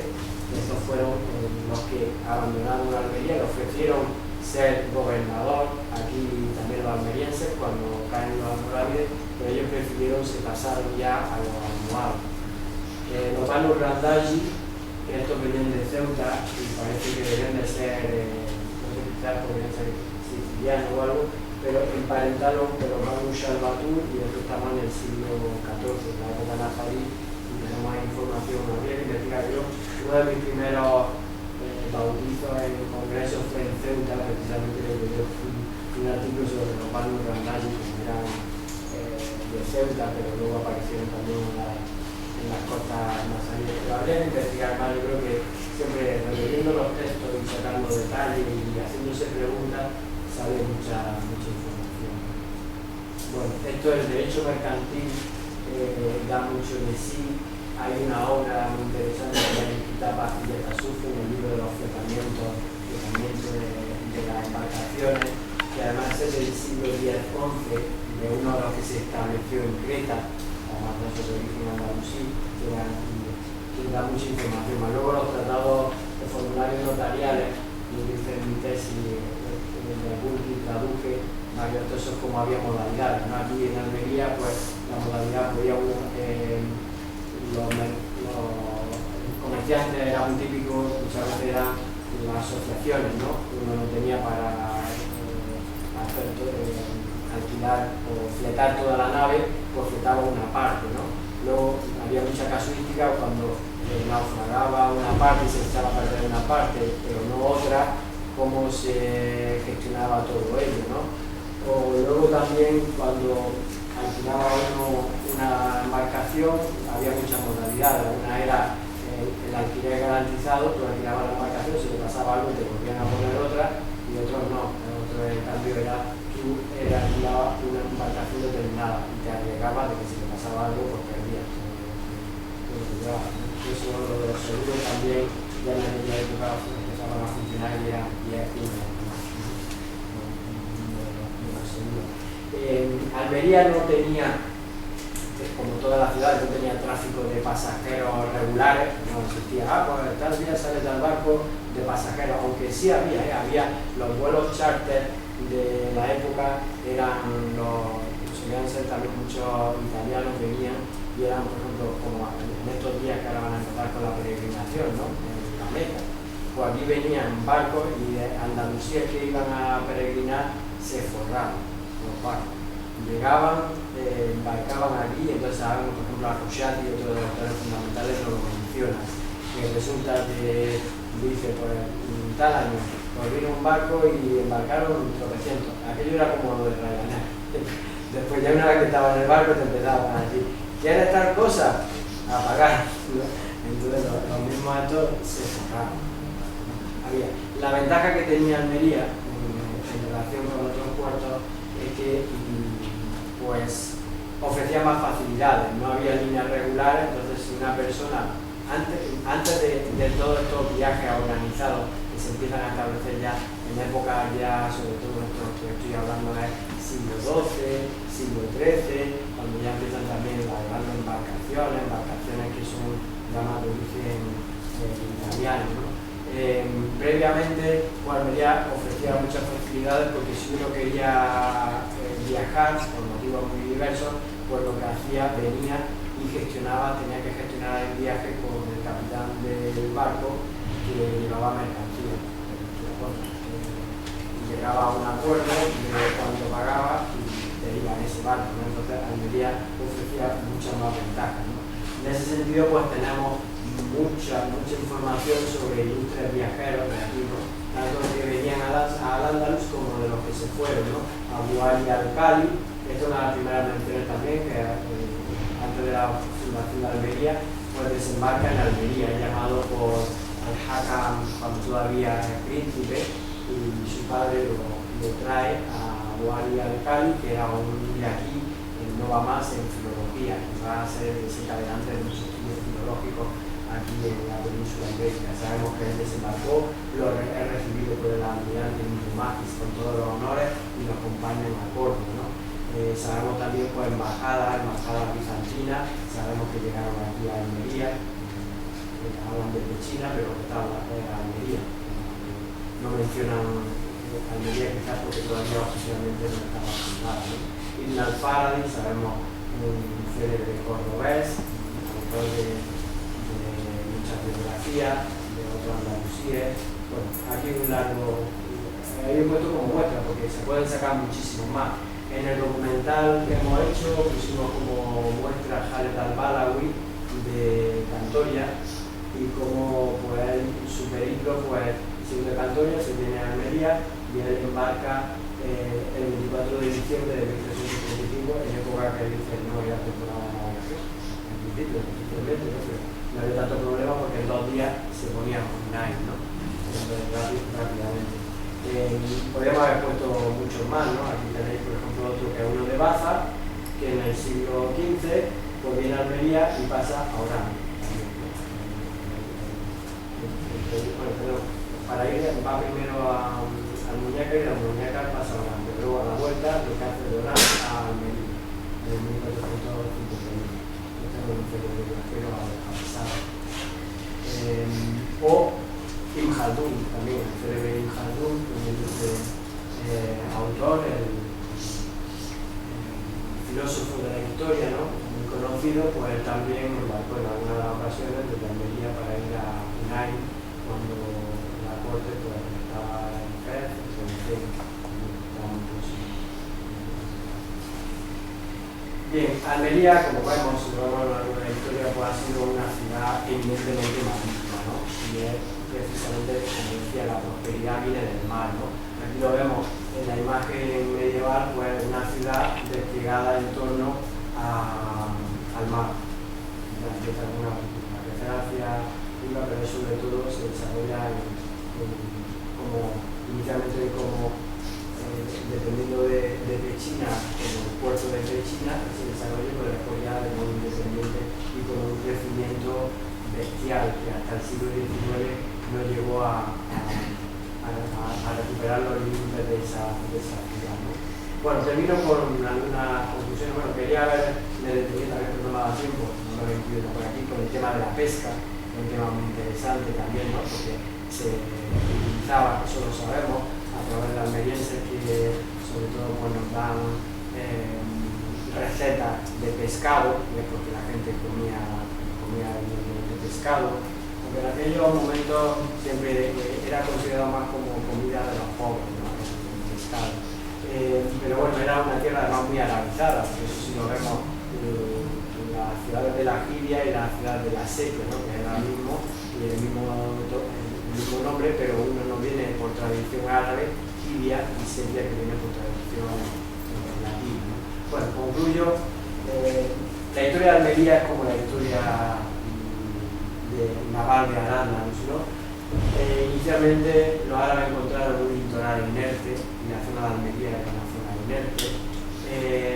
Gradualmente se reactivó el comercio marítimo por iniciativa privada y lo que tenemos aquí es esos marinos de Pechina que al margen del Estado, incluso ellos mismos se organizan y hacen una especie de república, lo que se ha llamado una república marítima a finales del siglo IX, ¿no? Luego lo que tenemos es un apoyo estatal a esa iniciativa privada y es cuando se funda oficialmente Almería con ese apoyo de Córdoba. El siglo XII marca el cambio de la hegemonía naval a nivel de todo Al-Ándalus y precisamente coincide con la destrucción de Almería porque Almería era una pieza clave dentro de todo ese engranaje naval de Al-Ándalus, ¿no? Y luego, aunque hay esa gran destrucción, el desarrollo naval continuó hasta las capitulaciones con Altibajo y sin tener la supremacía ya cambió en torno al siglo XII, pero ahí lo que vemos pues, de forma paralela esa recuperación del puerto de Almería en época almohades. Bueno, concluyo con esto y estoy a vuestra disposición para cualquier pregunta por toda la aclaración que se haya hecho. Te quería preguntar sobre los monarquías. ¿Se tiene constancia del porcentaje exacto de la población del centro de la península ibérica que se convirtió en isla o no se tiene constancia del porcentaje? Bueno, eso es muy difícil porque en aquellos tiempos había censos, pero no han llegado. Por eso sabemos que había censos sobre todo para el tema de impuestos. Allí no se escapaba a nadie tampoco para el tema de pagar, ¿no? Pero el caso, bueno, no es muy difícil establecer grados. Lo que sí se habla es que los procesos de arabización e islamización fueron parejos, ¿no? Es decir, cuando uno se islamizaba, pues se arabizaba, aunque no del todo tampoco, porque los mismos mozárabes, la palabra mozárabe, los que seguían siendo cristianos, también se arabizaron. La arabización llegó a ser completa, mientras que la islamización no llegó a ser completa, ¿no? Entonces han hecho estudios a través de la onomástica de esas curvas de conversiones que se pueden establecer. Nosotros también las hemos establecido, las hemos hecho a través de el proyecto que hemos concluido de la biblioteca de Al-Ándalus, ¿no? través de esa onomástica o a través de, lo que pasa es que a través de las familias, porque cuando vemos los individuos de forma individual, no tenemos tanta información como cuando la vemos familiarmente. Entonces la familia sí podemos ver cuál es el origen, si es un origen hispano, si es un origen bereber, si es un origen árabe y si es un origen judío, ¿no? Y entonces podemos ver con mayor desarrollo todo ello, ¿no? Pero hoy por hoy todavía yo creo que se podrá ir haciendo con más fiabilidad, pero estadísticas así cerradas no. Había graves conflictos entre los musulmanes según el origen cristiano, bereber o de Oriente Medio, ¿no? No hubo una rebelión de un tátir en Hapsun, un muladí que se rebeló. Parece ser que según el origen entre ellos había bastante conflicto, ¿no? No, bueno, lo de Ibn Hafsun, que lo he mencionado antes, es un tema que da mucho de sí, eso da para una conferencia completa, ¿no? Entonces hay también mucha manipulación en la información, ¿no? Evidentemente hay épocas de conflicto y hay épocas de convivencia, como en todos los momentos, ¿no? El siglo IX, finales del siglo IX, que es la época de Ibn Hafsun, es una época de grandes crisis económicas, es lo que os he mencionado, ¿no? Entonces hay bastantes rebeliones. Hay rebeliones, sobre todo cuando un Estado empieza a imponer mayores impuestos y cada vez, pues muchas veces, pues resulta que hay años de sequía y no, la gente tiene menos dinero. Entonces, en ese contexto fue cuando se rebeló Umar ibn Hafsun, ¿no?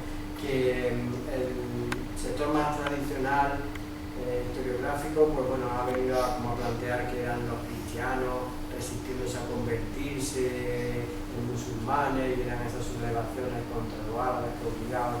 En realidad no había esa obligación de conversión, ¿no? Y ahí en realidad lo que había, yo creo que fue la gran crisis del siglo IX, fue sobre todo una crisis que en otras zonas también sucedió en Oriente, que es la shu'ubiyya, los nacionalismos. Los árabes se habían establecido aquí y habían copado los puestos de poder. Había una dinastía omeya que era árabe y ellos copaban muchos de esos puestos. La población autóctona se había arabizado e islamizado mayormente, pero no tenía cotas de poder. Y hay unos momentos en los que dicen, pero qué diferencia hay entre tú y yo, y exigían cotas de poder.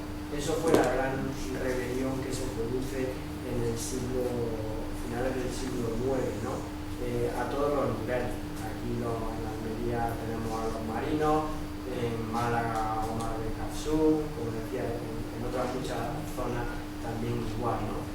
Pero como digo, no era un tema religioso y de conflicto cristiano-musulmanes o musulmaníes entre ellos también. Sí, pero parece ser que los que se consideraban la élite de mejor pedigrí eran los que provenían del Oriente Medio, ¿no? Que habían venido de los pueblos árabes porque ellos venían porque, bueno, claro, que eran también minoritariamente menos que los bereberes y los hispano-romanos. Habían copado los puestos, como decía, pero ahí fue... Era como la nobleza, ¿no? Sí, ahí fue donde se superó esa gran crisis, fue a través de Abderramán III y de pactando, dar más poder a esas minorías, tanto religiosas, judías. Eso ahora en Córdoba tenemos, el próximo viernes tengo una conferencia donde explicaré los resultados que hemos obtenido para la ciudad de Córdoba en la Biblioteca Blanca. Entonces ahí se ven sobre todo curvas de nivel en algunas de las conversiones. Yo tengo la teoría de, por ejemplo, las modas de los nombres, y una de ellas es el nombre más frecuente aquí en el andaluz era Muhammad, era como Pedro. Entonces, es el más frecuente siempre. Bueno, no tanto. Es que aquí sí se ven esas curvas de nivel. Entonces, por ejemplo, en la época omeya era muy frecuente. Por el nombre del profeta. Pero es por el nombre del profeta siempre ha sido el número uno, ¿no? Sí, generalmente, pero luego hay otras casuísticas. Y luego también no todos son suníes. Y luego hay unos que, por ejemplo, Ali, el nombre de Ali. Aquí hubo chiíes. En Al-Ándalus hubo chiíes. En principio que tuvieran poder no hubo, pero minoría, por eso tiene un trabajo Mahmoud al-Meki, donde evidentemente aquí en Aranda y sobre todo en Almería era una ciudad muy populosa, donde Ibn Hazm lo describe en el Kitab al-Fisal, el libro de las sectas, religiones, y era, bueno, esto era increíble, aquí había cada secta y cada cosa, porque uno de los puntos interesantes, eso lo iba a desarrollar en el tema este del curso de verano con el milenio, ¿no? Sobre cómo Almería era el punto donde no solo entraban mercancías y era el puerto también importante, ¿no? Que eso toca lo que estamos diciendo, sino que también venían corrientes, todo tipo de corrientes literarias, de pensamiento. Eso nos va a salir en muchas de estas conferencias que iniciamos ahora, ¿no? Nos va a salir, por ejemplo, el sufismo. Veréis que hemos dedicado una jornada al sufismo. Entonces veréis, no lo he puesto ahí entre los ilustres personajes, pero podríamos haber metido a Ibn Sarra. Ibn Sarra, un cordobés, que va con su padre a Oriente y embarca aquí en Almería. Y trae todo el sufismo, todo el misticismo islámico, que luego va a tener un gran desarrollo. En el arte, por ejemplo, las célebres macabrillas, estas que salen en las excavaciones, pues resulta que Almería es la que tiene la primera que aparece, porque vienen de Túnez. Son modas que vienen, ¿no? Son modas y que van introduciéndose. Aquello no había televisión y venían las cosas por la televisión. Allí tenía que venir alguien por la novedad y tenía que venir en barco. Aquí se les llegaba en barco, entonces muchos de ellos venían por la Almería precisamente, y las traían ellos. Una de las cosas más valiosas eran los libros.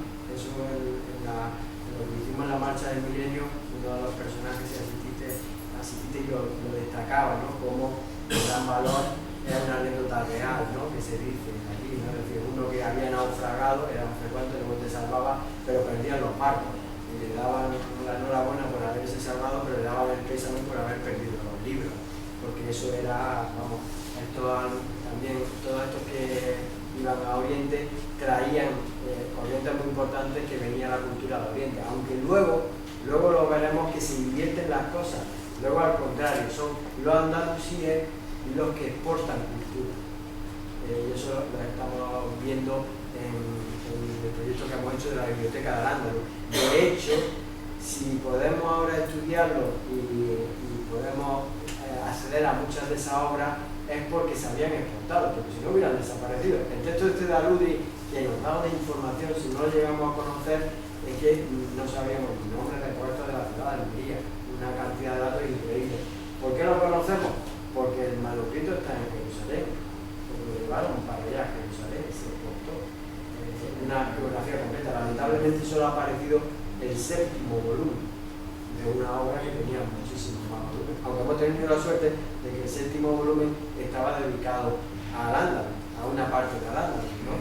Porque la obra era de todo el mundo, pero siempre hay ventajas, desventajas y hay muchas casuísticas, ¿no? Cuando se habla del nabo en el Ándalus, se refiere a la etnia tal y como la concebimos hoy día, de originarios de pueblos eslavos, de Rusia, norte de Yugoslavia, etc.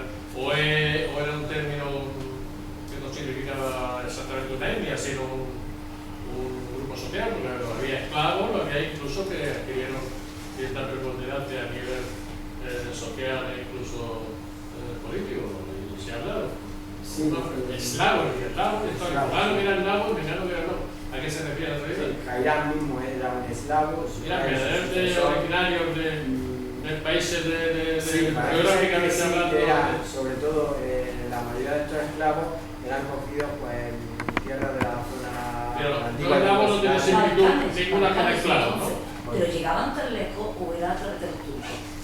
No, a veces llegaban tan lejos. Eso se menciona, por ejemplo, Ibn Maimun, ¿no? Ibn Maimun en el siglo XII, pues alude que llegaba era el terror de todas aquellas costas, porque avisaba, ¿no? De todas formas, los términos son diferentes. Cuando, por ejemplo, se refieren a la zona franca, ellos utilizan el nombre Ifrangi, ¿no?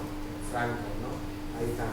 Son los castellanos. Sí. Suelen utilizar términos muy precisos. Entonces yo creo que sí, que no hay que dudar que esos satálidas en su origen eran eslavos, que luego dentro de ese colectivo algunas veces pusieran a otros, pero solían, porque además esos eslavos además fundamentalmente lo utilizaban en la guerra.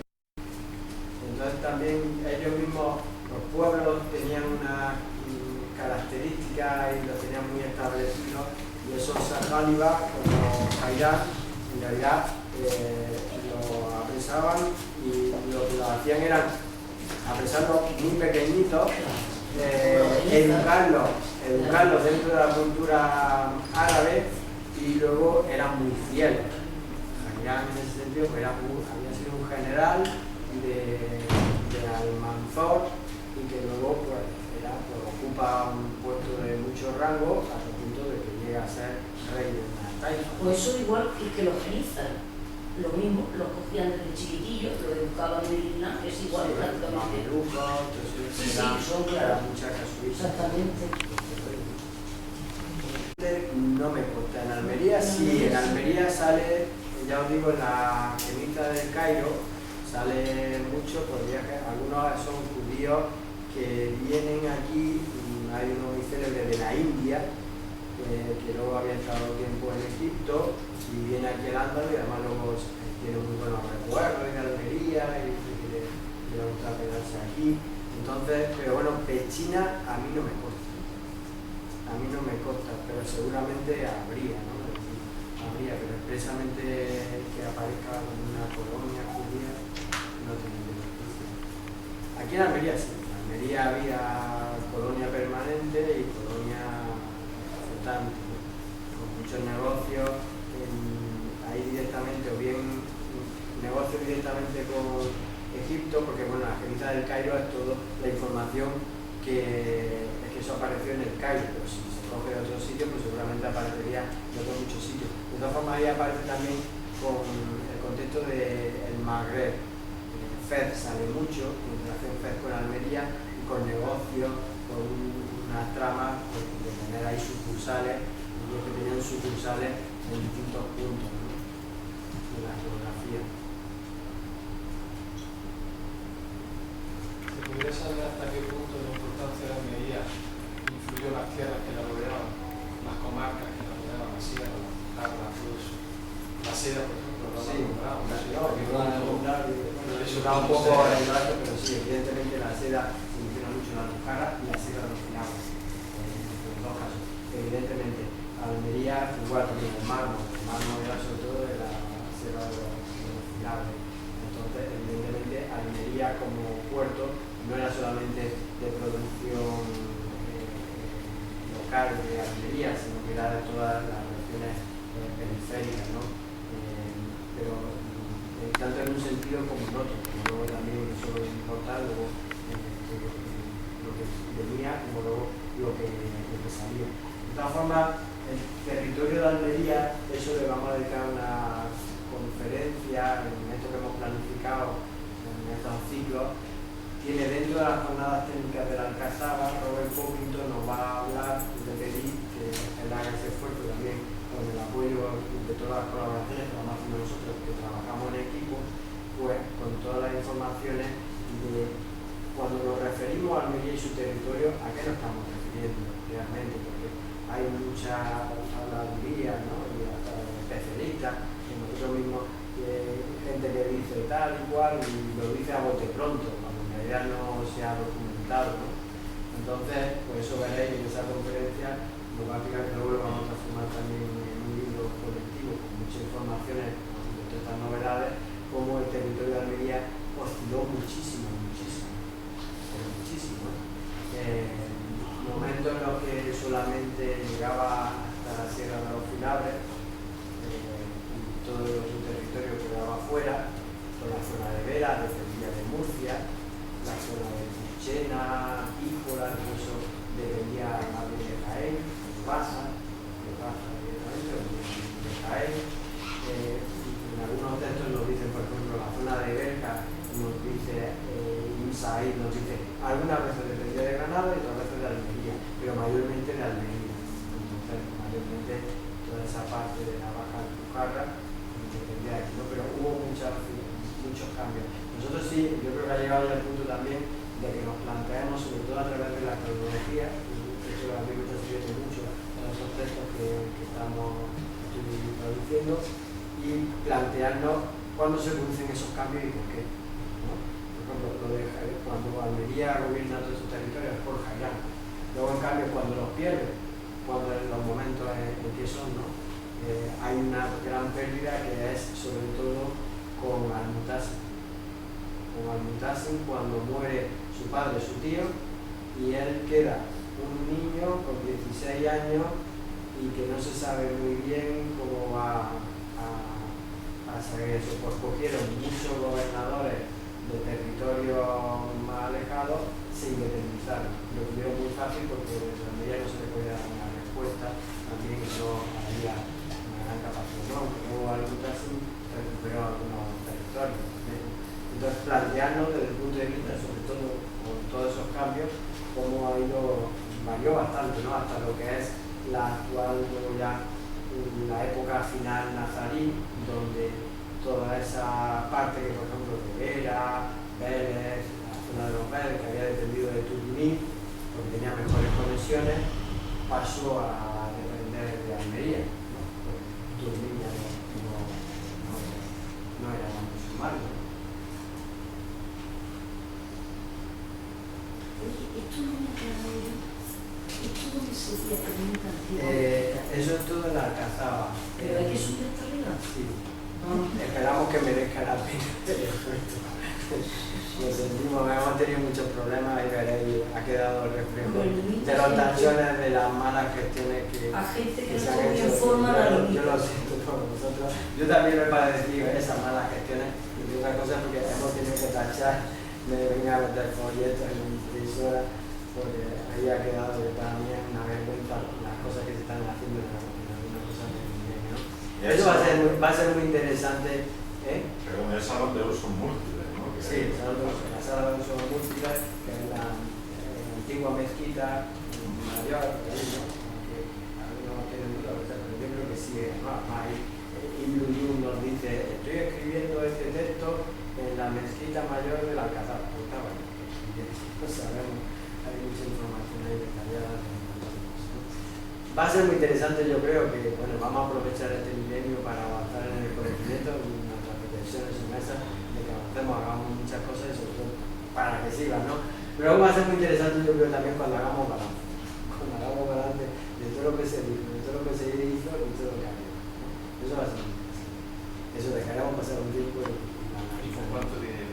¿qué? ¿Y con También, cuánto dinero se puede también, yo soy de los muy, Eso también va a yo ser soy de los muy críticos, un milagro. conmigo mismo y con la administración y con todo. Siempre crítica constructiva, ¿no? Nosotros, a mí me están acusando de que vamos detrás de las subvenciones y de que estamos organizándolo con todo esto, porque claro, a mí me veréis criticando a ellos, de Andalucía crítica muy fuerte, pero bueno, colaboran, porque yo no mezclo las cosas, no me gustaría tampoco hacerlo aquí, no voy a hacer campaña y decir aquí ahora, ay, no sé qué, esto lo están haciendo, no sé cuánto, no, cada cosa es un momento, que cuando tengo que protestar, protesto, pero no quiero manipular tampoco, que esto se convierta, vamos a mejorar dejar estos temas, para cuando convocamos una conferencia que digamos, vamos a valorar qué ha supuesto el milenio y de qué no ha servido el milenio, qué no debe de servir, eso es una cosa que tenemos que aprender, todo esto son experiencias y tenemos que aprender de estas experiencias, ¿no? Y eso es un momento de la historia, no de la experiencia que pasamos, si tenemos los mismos errores. Bueno, yo animo a que vengáis a todas estas conferencias y que podamos recompensaros ya no solo con el conocimiento, sino con algún pequeño sitio donde nosotros